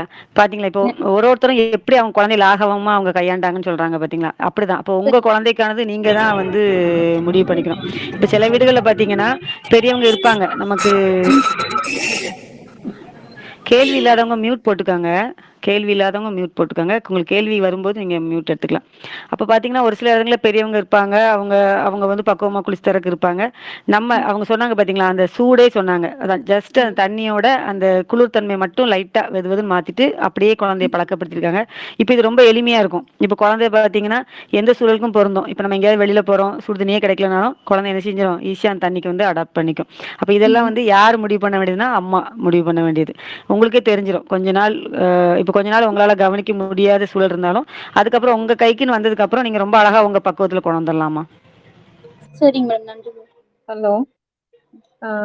எனக்கு 2 மாச குழந்தைங்க. பகல்ல நல்லா தூங்கிக்கிறா, நைட்டு ஃபுல் நைட்டுமே தூங்காம இருக்கா. இது பரவாயில்லைங்களா எப்படி? இது பரவாயில்லைங்களா அப்படிங்கிறத விட அது குழந்தையோட இது வந்து மாறும். சரிங்களா? அது ஒரு சரிங்க. 40 நாள் எடுத்துக்கும் அப்படின்னு சொல்லுவாங்க. பொதுவா பெரியவங்க சொல்லுவாங்க 40 நாள் எடுத்துக்கோன்னு. நம்ம வந்து அது பழக்கப்படுத்துற விதம் தான். இப்ப அவ வந்து இல்ல, இப்போ பகலை முதல்ல இரவாக்கிக்கிட்ட 45 நாள் வரைக்குமே நைட் ஓரளவு தூங்கிட்டு கொஞ்ச நேரம் தான் முழிச்சிட்டு இருந்தாப்பிங்க. இப்போ ஒரு வாரமா வந்துட்டு ஃபுல் நைட்டு முழிச்சிருக்கா, பகல் ஃபுல்லா தூங்குறா. ம். அதுவே கொஞ்சம் கொஞ்சமா மாறும்மா. நீங்க அப்படியே பாருங்க. நீங்க உங்களுடைய வீட்டோட இரவ வந்து இரவா மாத்த பாருங்க. அப்படின்னா அந்த குழந்தையும் அந்த நிச்சயமா அந்த பக்குவத்துக்குள்ள வந்துரும். அப்புறம் இது மலம் போறது வந்து 2 நாள் 3 நாள் கழிச்சு அந்த மாதிரி போறா. சில இல்ல சமயம் பொது டெய்லி கரெக்டா போயிடுறா, சில அ சமயம் பிரேக் ஆகுது. இல்ல பொதுவா தாய்ப்பாலும் தண்ணியும் குடுத்துட்டு இருக்க வரைக்கும் நம்ம அத இவ்வளவு கஷ்டமா நம்ம யோசிக்க வேண்டாம். அது குழந்தைக்கு வேண்டியது இல்லைங்க. சீராயிரும். ஆமா, சீராயிரும். சரிங்க, நீங்க வந்து சரிங்க. நீங்க கவனிச்சு பார்த்தீங்கன்னா, இப்ப என்னைக்காவது ஒரு மாரி அது மலச்சிக்கல் மாரி குழந்தைக்கு இருக்குன்னா, ஒருவேளை அம்மா வந்து ரொம்ப இந்த எண்ணெய் பலகாரங்கள் சாப்பிட்ட அன்னைக்கு கொஞ்சம் குழந்தையோட அந்த மோஷன் போறதுல கொஞ்சம் சிக்கல் இருக்கும். நம்ம கொஞ்சம் அடுத்த நாள் பக்குவமா நம்மளோட உணவு மாத்திக்கிட்டோம்னா, அது ரொம்ப எளிமையான காரியமா இருக்கும். அதனால தானே நமக்கு இந்த பூண்டு கொஞ்சம் சேர்த்துலாம் குடுக்குறாங்க இல்லையா? உணவு குழந்தை பொறந்த உடனே. ஆமாங்க. அதுக்கெல்லாம் காரணம் என்ன, நமக்கும் ஆமாங்க. வயிறு கட்டக்கூடாது, குழந்தைக்கும் வயிறு கட்டக்கூடாதுங்கிறக்காக தான். சரிங்க, சரிங்க, சரிங்க. அக்கா எனக்கு ஒரு கேள்வி அக்கா. சொல்லுங்கம்மா. இந்த மலம் கழிக்கிறத பத்தி பேசும்போது நம்ம வந்து டெய்லி காலையில அதை வந்து கம்பல்சரி இந்த காலில் வச்சு பழக்கணும் அந்த மாதிரி சொல்றாங்க. ஸோ அதை நம்ம செய்யணுமா, இல்லை வந்து அவங்க வந்து எப்படின்னா மேக்ஸிமம் படுத்துக்கிட்டு அந்த இப்போ தவழ்றதுனால இந்த வயிறு அமுக்கி அப்படிதான் டாய்லெட் போறாங்க. ஸோ அப்படியே விட்டுலாமா, அவங்களே அந்த பழக்கத்துக்கு வந்துடுவாங்களா, இல்லை நம்ம அந்த டிசிப்ளின்குள்ளே நம்ம கொண்டு வரணுமா, என்ன செய்யலாம்? இல்ல அப்படி கொண்டு வரணும் அப்படின்னு இல்ல பவித்ரா. அது ஆக்சுவலி என்னன்னா, சில நேரங்கள்ல அந்த குழந்தையோட ரியாக்ஷனே நமக்கு தெரிஞ்சிரும். அப்ப நமக்கு தூக்கிட்டு போய் நம்ம அந்த கால்ல வச்சுன்னு வச்சுக்கோங்களேன், ரொம்ப ரிலாக்ஸா அந்த குழந்தை வந்து மோஷன் போயிருவாங்க. என்னைக்கு இது சாத்தியமானா, என்னைக்கு நமக்கு சாத்தியப்படாது. சரிங்களா? சில சில நேரங்கள்ல பார்த்தீங்கன்னா, அது கரெக்டாவே அந்த பொருத்தத்துக்குள்ள வருவாங்க. ஒரு வாரம் கரெக்டா இருக்கும். காலைல அந்த முகம் ஒரு மாதிரி சுருங்குறத பார்த்தோனே நம்ம கால்ல கொண்டு வச்சோம்னா, அப்படி நீட்டா போகும். இப்ப நம்ம ஏதோ ஒரு வேலையில இருந்துட்டோம், நம்ம கவனிக்கலன்னா, அதுக்கப்புறம் நம்ம மோஷன் போறப்ப பார்க்கும். இதெல்லாம் ரொம்ப அந்த இப்பவே நம்ம அந்த டிசிப்ளின்ல கொண்டு வரணும்லாம் இல்ல. சரிங்களா? அது குழந்தைக்கு காலப்போக்குல குழந்தை பொருத்தமானதா எடுத்துக்கும். அதனால நம்ம அப்படிலாம் ரொம்ப இது நான் யோசிக்க வேண்டாம். என்னோட சரி. எக்ஸ்பீரியன்ஸ் சொல்லட்டுமாக்கா இதுக்கு, தம்பி செஞ்சதுக்கு? சொல்லுங்கம்மா, சொல்லுங்க. ஆ என் பையன் வந்துட்டு தவழும் போது அப்படிதான் வயிற்று அமுக்கி தான் மோஷன் போவான். அவனா காலையில எந்திரிச்ச உடனே தவழுவானா, துப்பு துப்பிட்ட உடனே அப்படியே மோஷன் போயிடுவான். அந்த மாதிரிதான் இருந்துச்சு. அப்புறம் தானா அவனே மண்டி போட ஸ்டேஜ்ல வந்துட்டு ஆம், அவனே நம்ம இப்ப எப்படி மோஷன் போட உட்காடுறோம், அந்த மாதிரி எதையாவது புடிச்சிட்டு அவனே உட்காந்துக்குவான். நாங்களாம் எதுவுமே பழக்குனது கிடையாது. அவனே ஏதாவது புடிச்சிட்டு ரெண்டு கால்ல உட்கார்ற மாதிரி உட்காந்துக்கிறது, அப்படிதான் பண்ணிட்டு இருந்தான். அப்புறம் அவன் அந்த மாதிரி உட்கார்றானாக்க நான் கால்ல கொண்டு போய் உட்கார வைப்பேன், இல்லாட்டி அவனே இருந்துருவான் ஒரு சில டைம். அதனால அது நாங்க எதுவும் பழக்கப்படுத்தல, அவனே வந்துட்டு எல்லாத்தையும் செஞ்சுட்டான். நான் என்ன செஞ்சேன்னா ஃபர்ஸ்ட் வந்து என் மேலே தான் மேக்ஸிமம் போனா, அந்த சூட்டில் தான் போறா. அதனால சரின்ட்டு அதுக்கப்புறமா அவளே மாறினா கீழே போக ஆரம்பிச்சா. நான் ஒரு சகோதரிட்ட கேட்கும்போது அவங்க என்ன சொன்னாங்க, அவங்களோட அனுபவத்தை சொல்லும்போது அவள் மேலேயே போனாலும் அது தப்பு, அந்த டிசிப்ளின்குள்ளே கொண்டு வரணுங்கிறதுக்காக நான் வந்து அவளை வந்து எழுப்பி உட்கார வச்சு போக வைப்பேன் அப்படிங்கிற மாதிரி சொன்னாங்க. ஸோ அதனால தான் எனக்கு இந்த கன்ஃபியூஷன். நம்ம இல்ல அப்போ அந்த இவனும் என் பையனும் வந்து அப்படிதான். நான் மடியில படுக்க வச்சிருந்தேன்னா என் மடியில அப்படியே ஒரு 1 மந்த் கிட்ட அப்படிதான் பண்ணான். அவனே வந்து என் மடியில பால் குடிச்சுட்டு இருக்கும்போது அப்படியே மோஷன் போயிடுவான். இந்த மாதிரிதான் இருந்துச்சு. அப்புறம் போக போக அதுவே அவனுக்கு அவனே கத்துக்கிட்டான்னு தான் சொல்லலாம். தானா உட்காந்து போறது எல்லாம். சரி, அப்போ இதை நான் வந்து பெருசா எடுத்துக்க வேண்டாம், அவங்களே அந்த ஆஹ் வந்துருவாங்க. தானா வந்துருவாங்க, வந்துருவாங்க, வந்துடும். வந்துருவாங்க. மோஷன் யூரின் ஸ்மெல்லாம் இல்லாம நம்ம ஒரு நாளை கடக்க முடியுமா பவித்ரா? கண்டிப்பா அதெல்லாம் இல்லக்கா. அதெல்லாம் மடியில வந்து வாங்கி அதுக்கப்புறம் அவங்களே நமக்கு சொல்ல ஆரம்பிப்பாங்க. ஒரு ஸ்டேஜ் வர வர வர ஒரு சவுண்ட் கொடுக்க ஆரம்பிப்பாங்க. அப்படி அதே ஏதோ ஒரு மாதிரி குரல்ல மாற்றம் கொடுக்க ஆரம்பிப்பாங்க. அதே மாதிரி இப்பெல்லாம் தொட்டில்ல கூட படுக்க வச்சாக்க, முன்னாடி எல்லாம் தூங்கிட்டு இருக்கும்போது உச்சா அடிச்சிடுவான், இந்த மாதிரி எல்லாம் பண்ணுவான். இப்ப எல்லாம் வந்துட்டு ஒரு 2 மந்த்ஸா தொட்டிலேயே அவன் வந்து உச்சா அடிக்கிறதே இல்ல. தானா எந்திரிப்பான். எந்திரிச்ச உடனே நான் தூக்கிட்டேனாக்க தூக்கி வெளியே கொண்டு போய் நிக்க வச்சுன்னா அவனே வந்து உச்சா அடிச்சிடுவான். இல்லாட்டி நான் நிக்க வைக்கலனாலும் அவனே ஒரு இடம் இருக்குது, அங்க போய் உட்காந்துட்டு உச்சா அடிச்சுட்டு வந்துருவான். அந்த மாதிரிதான். இப்ப அவனுக்கு 10 months தான் ஆகுது. அதனால அவனே அந்த மாதிரிதான் பண்ணிடுவான் கரெக்டா. பரவாயில்ல, பரவாயில்ல. சில குழந்தைகள் கவனிக்கிற வரைக்குமே 3 வயசு வரைக்குமே அவங்க வந்து அந்த ஒரு இதுக்கு வர்றதே கிடையாது. அது எங்க ஆனா தப்பு நடக்குது, அது தப்பா இல்லை எப்படின்னு எனக்கு அது தெரியல. அக்கா. ஹலோ. சொல்லுங்கம்மா, சொல்லுங்க, சொல்லுங்க. அக்கா, இப்ப என்னோட பாப்பா பாத்தீங்கன்னா பெரிய பொண்ணு இப்ப 7 வயசு ஆச்சுங்கக்கா. அவ குழந்தையா இருக்கும் போது இருந்தே 3 நாளைக்கு ஒரு தடவை, 7 நாளைக்கு ஒரு 10 நாளைக்கு ஒரு தடவை மோஷன் போவாளுங்க. அந்த அளவுக்கு வயிறு கட்டிதான் இருக்குங்க. அதுக்காக நாங்க தண்ணி அதிகமா கொடுத்தாலும் சரி, இப்ப என்ன உணவு புதுசா அவளுக்கு கொடுத்தா கழியுமோ அப்படி கொடுத்தா ஒரு 2 3 தடவை அது வந்து நடக்குங்க. அதுக்கப்புறம் மறுபடியும் அதே உடம்பு வந்து இதாயிட்டு மறுபடியும் அப்படியே தான் போகுதுங்க. இது வரைக்குமே 3 நாளைக்கு ஒரு அப்படிதான் போறாங்க. நாங்க ரெகுலரா காலைல உட்கார வச்சு பழக்கினாலும் வரது இல்லைங்க. ஒரு சில சமயம் கண்டினியூஸா 3 நாள் இருப்பா. அதுக்கப்புறம் அது அப்படியே மாறிடுதுங்க. சரி. Hello, okay okay. இதுக்கு ஏதாவது இது இருக்குங்களா? இல்லம்மா, இப்போ நீங்க 7 வயசு குழந்தைங்கும்போது, நம்ம அந்த குழந்தைக்கு நீங்க என்ன மாதிரி உணவு பழக்கத்துல இருக்கீங்க, உங்க தூக்க முறைகள் இதெல்லாமே கேட்கணும். நம்ம பேசுவோம், சரியா? சரிங்க, பேசுவோம். பேசிட்டு நம்ம அது சீராயிட்டு அதே நம்ம கலந்துரையாடல்ல நம்ம ஒரு நாள் வந்து ஒரு பகிர்வா சொல்லிடலாம். சரிங்க. சரிம்மா, அக்கா சரி. சொல்லுங்கம்மா. அக்கா படுத்துட்டு ஃபீட் பண்ணக்கூடாது. இந்த மாதிரி நெறைய பேரு கேட்டுட்டு இருக்காங்க அக்கா. அதுக்கு என்னங்கக்கா? நீங்க கரெக்ட்டா பதில் சொல்லுங்கக்கா. இல்லக்கா, இது வந்து படுத்துட்டே ஃபீட் கரெக்டாங்கிறத விட பண்ணக்கூடாது. ம். சொல்லுங்க சிந்து. நான் மோஸ்ட்லி படுத்து தாங்க குடுத்துட்டு இருக்கேன். ஏன்னா எனக்கு அதுதான் கம்ஃபர்டபுளா இருக்குன்ட்டு. இப்போ வரைக்கும் எனக்கு 8 ஆமா. மாசம் ஆகுது. ஆமா சிந்து. அதாவது வந்து நானுமே இது நைட்ல படுத்துட்டு தான்க்கா குடுப்பேன். அதான் இந்த கேள்வி வந்து இப்ப சமீபத்துல இப்ப முந்த நாள் கூட ஒரு சகோதரி கேட்டாங்க. அப்ப அவங்க என்ன சொன்னாங்கன்னா, குழந்தைக்கு வந்து அவங்க படுத்து குடுத்ததே இல்ல. ஆனா இப்ப 2வது குழந்தைக்கு வந்து குழந்தையும் கவனிச்சுட்டு அந்த பால் குடுக்குற நேரம் தான் எனக்கு கொஞ்சம் ஓய்வா இருக்கு. அதனால நான் கொஞ்சம் படுத்துட்டு குடுக்குறேன் அப்படிங்கிற மாரி சொன்னாங்க. இப்ப ஆமாக்கா, அதான் எனக்கு உண்மையே. அதான எனக்குமே கரெக்ட் அதேதான். தான்க்கா. எனக்குமே அதேதான். குழந்தைக்கு நம்ம ரொம்ப கவனமா உட்காந்து குடுத்துருந்தோம். ஆனா 2வது, 3வது குழந்தைக்கு அப்படி இல்ல. ஏன்னா அந்த கொஞ்ச நேரம் தான் கொஞ்சம் படுத்தா நல்லா இருக்கும்னு தோணும். கொஞ்சம் கம்ஃபர்ட்டா வச்சுட்டு குடுத்துட்டு அதுக்கப்புறம் கொஞ்சம் முடிச்சு இது பண்ணிக்கிறது உண்டு. அதனால அதெல்லாமே அவங்கவுங்க சௌரியத்த பொறுத்து தான். அதான் உங்களுக்கும் உங்க குழந்தைக்கும் எது கம்ஃபர்ட் ஜோனோ அதை நீங்க வந்து ஃபாலோ பண்ணிக்கலாம். இப்படிதான் ப்ரொசீஜர் அப்படிங்கிற இது பொருத்த வேண்டாம். சில நாட்கள் நம்ம உட்கார்ந்து கொடுக்க நல்லா இருக்கும். சில நாட்கள் படுத்திருந்து தேவையா இருக்கும். அப்படி நம்ம பார்த்துக்கலாம். இப்போ நமக்கு நேரம் நேரம் அதிகமாயிடுச்சு. நம்ம வழக்கம் போல அக்கா, ஒரு ஒண்ணு. அக்கா, ஒரு சொல்லுங்கம்மா. நிமிஷம். ஜுரம் இவனுக்கு வந்து 2 நாள் முன்னாடி ஜுரம் வந்தது. நேத்து காலையில தான் சரியாயிடுச்சு. இவனுக்கு எதுவுமே நான் பண்ணவே இல்ல. ஆனா ஃபர்ஸ்ட் குழந்தைக்கு ஜுரம் வரக்குள்ள அவனுக்கும் மாத்திரை மருந்தெல்லாம் போட மாட்டேன். ஆனா அந்த காட்டன் துணி வச்சு ஈரம் பண்ணி பத்து போட சொல்லுவாங்கல்ல, அது நான் பண்ணியிருக்கேன். ஆனா இப்ப இவனுக்கு அதெல்லாம் எதுவுமே நான் பண்ணதில்ல. ஆனா சரியா இருக்கு. இது வரைக்கும் 2 டைம் ஜுரம் வந்திருக்கு. அது மாதிரி சளியும் புடிச்சிருக்கு. அது மோஷன் வழியா வந்துரும். அதுவும் நான் பார்த்திருக்கேன்.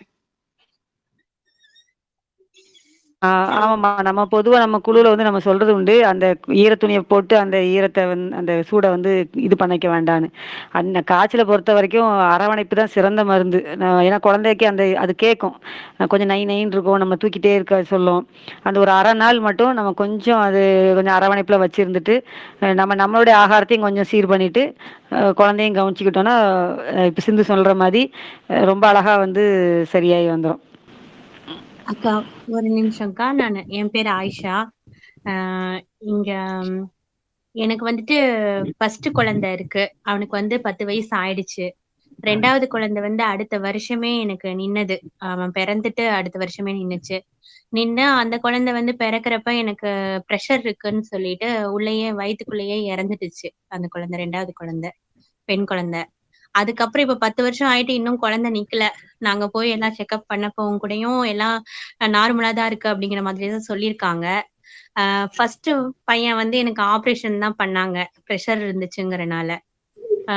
இப்ப 2வது குழந்தைய நிக்கணும் அப்படிங்கிற மாதிரி நாங்க ட்ரை பண்ணாலும் இப்ப வரைக்குமே நிக்காம இருக்கு.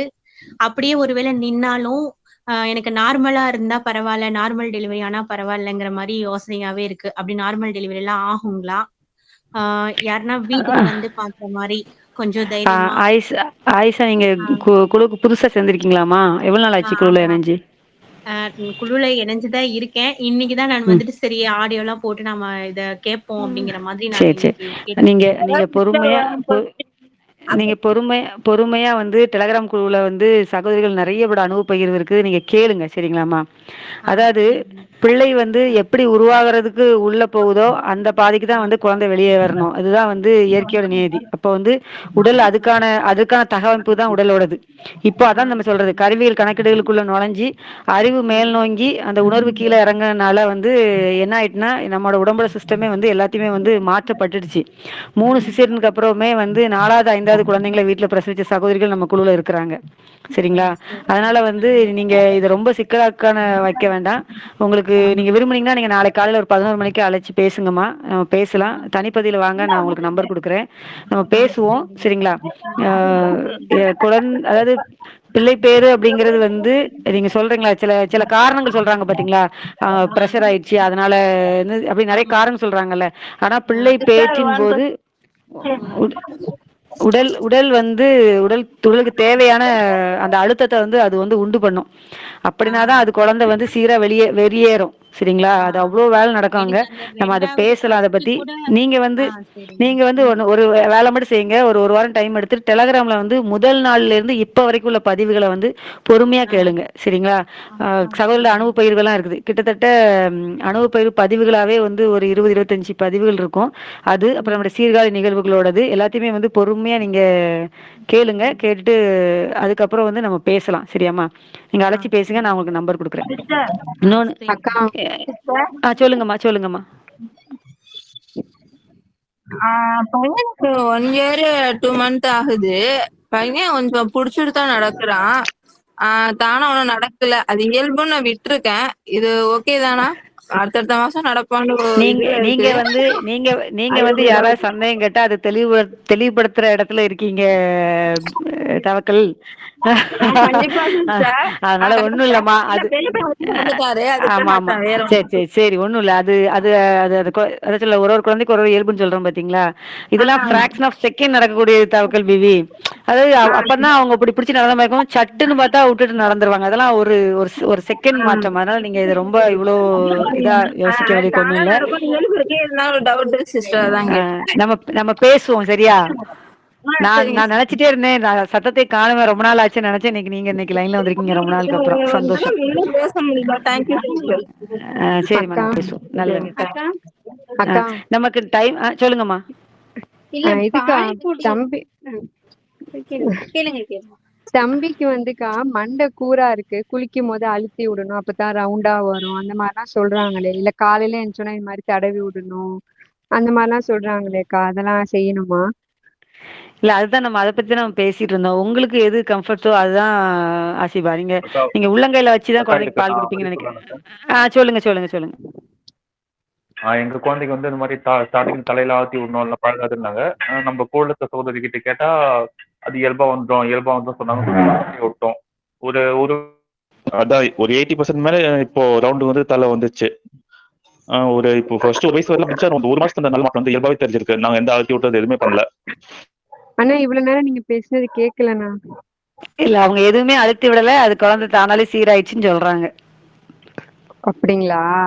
சரி சரி. அக்கா நல்லது. இது இன்னைக்கு ரொம்ப சிறப்பு. சொல்லுங்கம்மா சொல்லுங்க. இல்லக்கா நம்மளோட குரூப்ல அந்த இதுல கண்டென்ட்ல போட்டிருந்தது வந்துட்டு பால் குடி வந்து எவ்வளவு நாளைக்கு குழந்தைக்கு கொடுக்கலாம் அப்படின்றத பத்தி பேசுறதா சொல்லியிருந்தீங்க.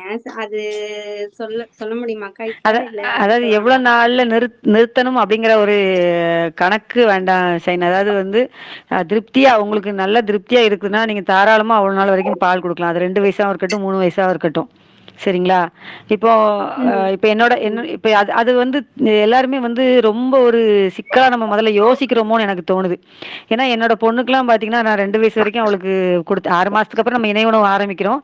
இருந்தாலும் வந்து 2 வயசு வரைக்கும் நான் அவளுக்கு தாய்ப்பால் கொடுத்தேன். ஆனா அந்த 2 வயசு கரெக்டா 2வது பிறந்த நாள் முடிஞ்சு அடுத்த நாள் வந்து அவளே என்னை விட்டு நகர்ந்து போயிட்டா. ஏன்னா நான் அப்படிதான் நான் நினைச்சேன். அவளுக்கு தேவையான வரைக்கும் நம்ம கொடுக்கலாம். அதுக்கப்புறம் வந்து அது அவளோட விருப்பம் அப்படிங்கிற மாதிரி யோசிச்சுட்டு கொடுத்தேன். ஆனா அதுக்கு அடுத்த நாள்ல இருந்து அவளும் அப்படி நிறுத்திட்டா. எனக்கு அந்த பால் சுரப்போட அந்த சிரமமும் இல்லை. சரிங்களா? அதே மாதிரி நிறைய சகோதரிகள் வந்து இந்த பால் கட்டுது அப்படின்னு ஒரு தொடர்ச்சியா அந்த இதை சொல்லிட்டே இருக்கீங்க. இங்க நம்ம வெளிப்படையாவே சொல்லலாம்னு நினைக்கிறேன். அது வந்து சகோதரர்களுடைய பாட்டு. சரிங்களா? மனைவிக்கு வந்து பால் கட்டுது அப்படின்னா அது எக்ஸஸா இருக்கலாம். அந்த மில்க் ஒரு வேளை வந்து குழந்தைக்கு அன்னைக்கு அது தேவையில்லாம கூட இருக்கலாம். அப்போ வந்து அங்க அதை சரி பண்ணக்கூடிய வேலை வந்து அந்த பெண்ணோட கணவர் சார்ந்தது. இது ரொம்ப வெளிப்படையான விஷயம். இதுதான் உண்மையான விஷயமும் கூட. அதனால அதையும் நீங்க கொஞ்சம் கவனிச்சுக்கோங்க. ஒரு மசாஜ் பண்ணி கொடுக்கலாம். அது அது அவங்கள வந்து ஒரு சிரமப்படுத்தாம ஒரு கம்ஃபர்ட் ஜோனுக்குள்ள கொண்டு வரலாம். குழந்தைய திருப்தியா குடிக்கிற பட்சத்துல அவங்களுக்கு இந்த பால் கட்ட பிரச்சனை வராது. நம்ம வந்து பாலுக்கான்னு ரொம்ப அமக்க வேண்டிய அவசியம் இல்ல. சில நாட்கள் வந்து கொஞ்சம் ஃப்ரீயும் பண்ணிக்கலாம் நம்ம உடல. அதே மாதிரி குழந்தைக்கு அந்த பால் நிறுத்துறது வந்து ரொம்ப யோசிக்காதீங்க. 10 மாசம் தானே ஆச்சு பையனுக்கு. தாராளமா 2, 3 வயசு வரைக்கும் குடுங்க சைன். நீங்க அதெல்லாம் இல்ல ரொம்ப இல்ல யோசிக்க வேண்டாம். நிறுத்துறதுக்கு இல்லக்கா, அத பத்தி ம். போட்டிருக்கோம். அது சரி எளிமையா கொஞ்சம் நிறுத்தலாம்னு கையாளலாமா. இருக்கேன் அது அது அவ்வளவுதான். நமக்கு சிரமமாவே இருக்காது. ம். நம்ம முழு மூச்சா நம்ம திருப்தியா குடுக்க அப்புறம் பாத்தீங்கன்னா கொஞ்சம் அந்த அந்த நிறுத்தக்கூடிய ஸ்டேஜ்ல ஒரு வேளை போதும் அப்படின்னு நீங்க நினைக்கும் போது கொஞ்சம் 2, 3 நாளைக்கு அவங்க அப்பா கிட்ட அப்படியே தூங்க விட்டு அந்த மாதிரி கொஞ்சம் நம்ம கையாண்டலாம். அதுக்காக பால் இரவுல நம்ம நிறுத்திட்டோங்கிறதுக்காக வேற ஏதாவது ஆல்டர்னேட்டிவ் தேடிடாதீங்க.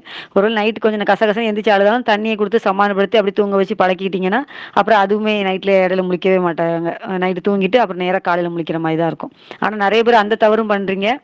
நைட்டு அந்த பால் நிறுத்துறோம் அப்படிங்கறதுக்காக நம்மளே பரிதாபப்பட்டு வேற ஏதாவது ஆல்டர்னேட்டிவ் வந்து யோசிச்சிடாங்க. பாட்டில் ஏதாவது அடைச்சு கொடுக்குற மாதிரி அந்த மாதிரி யோசிச்சிடாங்க. அப்படியே குழந்தை வந்து அப்படியே பழகிக்கும். ரொம்ப எளிமையா கையாண்டலாம். நான் என் குழந்தைங்க 3 பேருக்குமே நான் ரொம்ப எளிமையாவே கையாண்டு வந்தேன். எனக்கு வந்து அவ்வளோ சிரமமாவே இல்லை. காரணம்னா நம்மளோட மனசுக்கு தான் வைங்களேன். சரி போதும் அவங்களுக்கு திருப்தியா குடிச்சிட்டாங்களா அது போதும் அப்படின்னு நினைக்கிறனால பெரியவன் கொஞ்சம் நச்சு பண்ணும்போது அதான் நான் அப்ப தெரியல நமக்கு. நான் கத்தாழெல்லாம் கூட கத்தாழை சும்மா கையில எடுத்து இப்படி காட்டினாலே அப்படி முகத்தை சுருக்கிட்டு போயிடுவான். அந்த மாதிரிலாம் இருந்தது. ஆனா அடுத்த 2 பேருக்கும் நான் எந்த யுக்தியுமே நான் கையாளவே இல்லை. அவங்களே குடிச்சாங்க, அவங்களே திருப்தி ஆகிட்டாங்க. அதுக்கப்புறம் எனக்குமே அது சிரமமா இல்லை. அதனால அந்த அந்த மனநிலைக்கு நம்ம வர்றதுக்கு முயற்சி பண்ணுவோம். ஏன்னா முன்னாடி இல்ல எல்லாம் அத எங்க அம்மா பத்தி அப்படிதான் சொல்லுவாங்க. தெரிஞ்சுக்கணுன்றதுக்காக தான், வேற ஒண்ணும் இல்ல. அதான் அதான் அதான் அதனால அந்த அந்த அப்படி அப்படி நம்ம அந்த இதுக்கு வருவோம். ஏன்னா முன்னாடிலாம் அப்படிதான் சொல்றாங்க. ரொம்ப பிரயத்தனம் பட்டது இல்லைங்கிறாங்க. அவங்க பாட்டு கொடுப்பாங்க. கொடுத்து அந்த குழந்தை கரெக்டா அந்த பால் குடி நிறுத்தும் போது அவங்க அடுத்தது குழந்தை உண்டாயிடுறாங்க. அப்புறம் அது அப்படியே அப்படி போகுது அவங்களுக்கு. இப்படிதான் வந்து அவங்க கடந்து வந்திருக்கிறாங்க. யாருமே வந்து பால் குடிக்காத ரொம்ப சிரமப்பட்டோம் அப்படிங்கிற மாதிரியே சொல்லல. கேட்ட பெரியவங்க வரைக்கும். ஓகே. அதே மாதிரி சின்ன குழந்தைங்களோட நம்ம நேரத்தை நம்ம செலவிடுறது. நம்ம அதான் இந்த இரவு சாப்பாடு ஒண்ணு அது நம்ம முழுமையா குழந்தைக்கும் குடும்பத்துக்காக நம்ம கொடுக்கக்கூடிய நேரம். அதே நேரத்தில் நிறைய விளையாட்டுகள் பாட்டு அவங்கள அட்ராக்ட் பண்ற மாதிரி நல்ல கண்ண உருட்டி இந்த பாடுறது அதெல்லாம் வந்து ரொம்ப அவங்களுக்கு பிடிக்கும். அது மாதிரி நிறைய கதைகள் சொல்றது அந்த பெட் டைம் ஸ்டோரி எல்லாம் வச்சுக்கலாம். அதெல்லாம் ரொம்ப நல்லா இருக்கும். ரொம்ப ரசனையா இருக்கும். அந்த நான் 1 வயசு வரைக்கும்லாம் வந்து அந்த சும்மா நமக்கு வாயில வர பாட்டுலாம் நம்ம பாடிட்டே இருக்கிறது. அப்புறம் கொஞ்ச நாள் ஆக அந்த கதைகள் கேட்க ஆரம்பிப்பாங்க. அந்த கதைகள் நம்ம சொல்றது என்னன்னா அவங்க வந்து புத்தகத்தை புரட்டி அந்த கதைகளை பார்த்து அடுத்தடுத்து அவங்களுக்கு அந்த கதை வாசிப்பை வந்து அந்த புத்தக வாசிப்பை வந்து குழந்தைங்களுக்கு தூண்டுறதுக்கு அந்த கதைகள் சொல்றது வந்து ஒரு பெரிய ஒரு இதா இருக்குது. அது நான் எங்களோட வீட்டில் பார்த்து நான் தெரிஞ்சுக்கிட்ட விஷயம். அதையுமே வந்து நம்ம ஃபாலோ பண்ணிக்கிட்டோம். அதான் விளையாட்டு வெளி பிள்ளைங்களுக்கு வந்து நிறைய விஷயங்களை உள்ள இறக்குறது.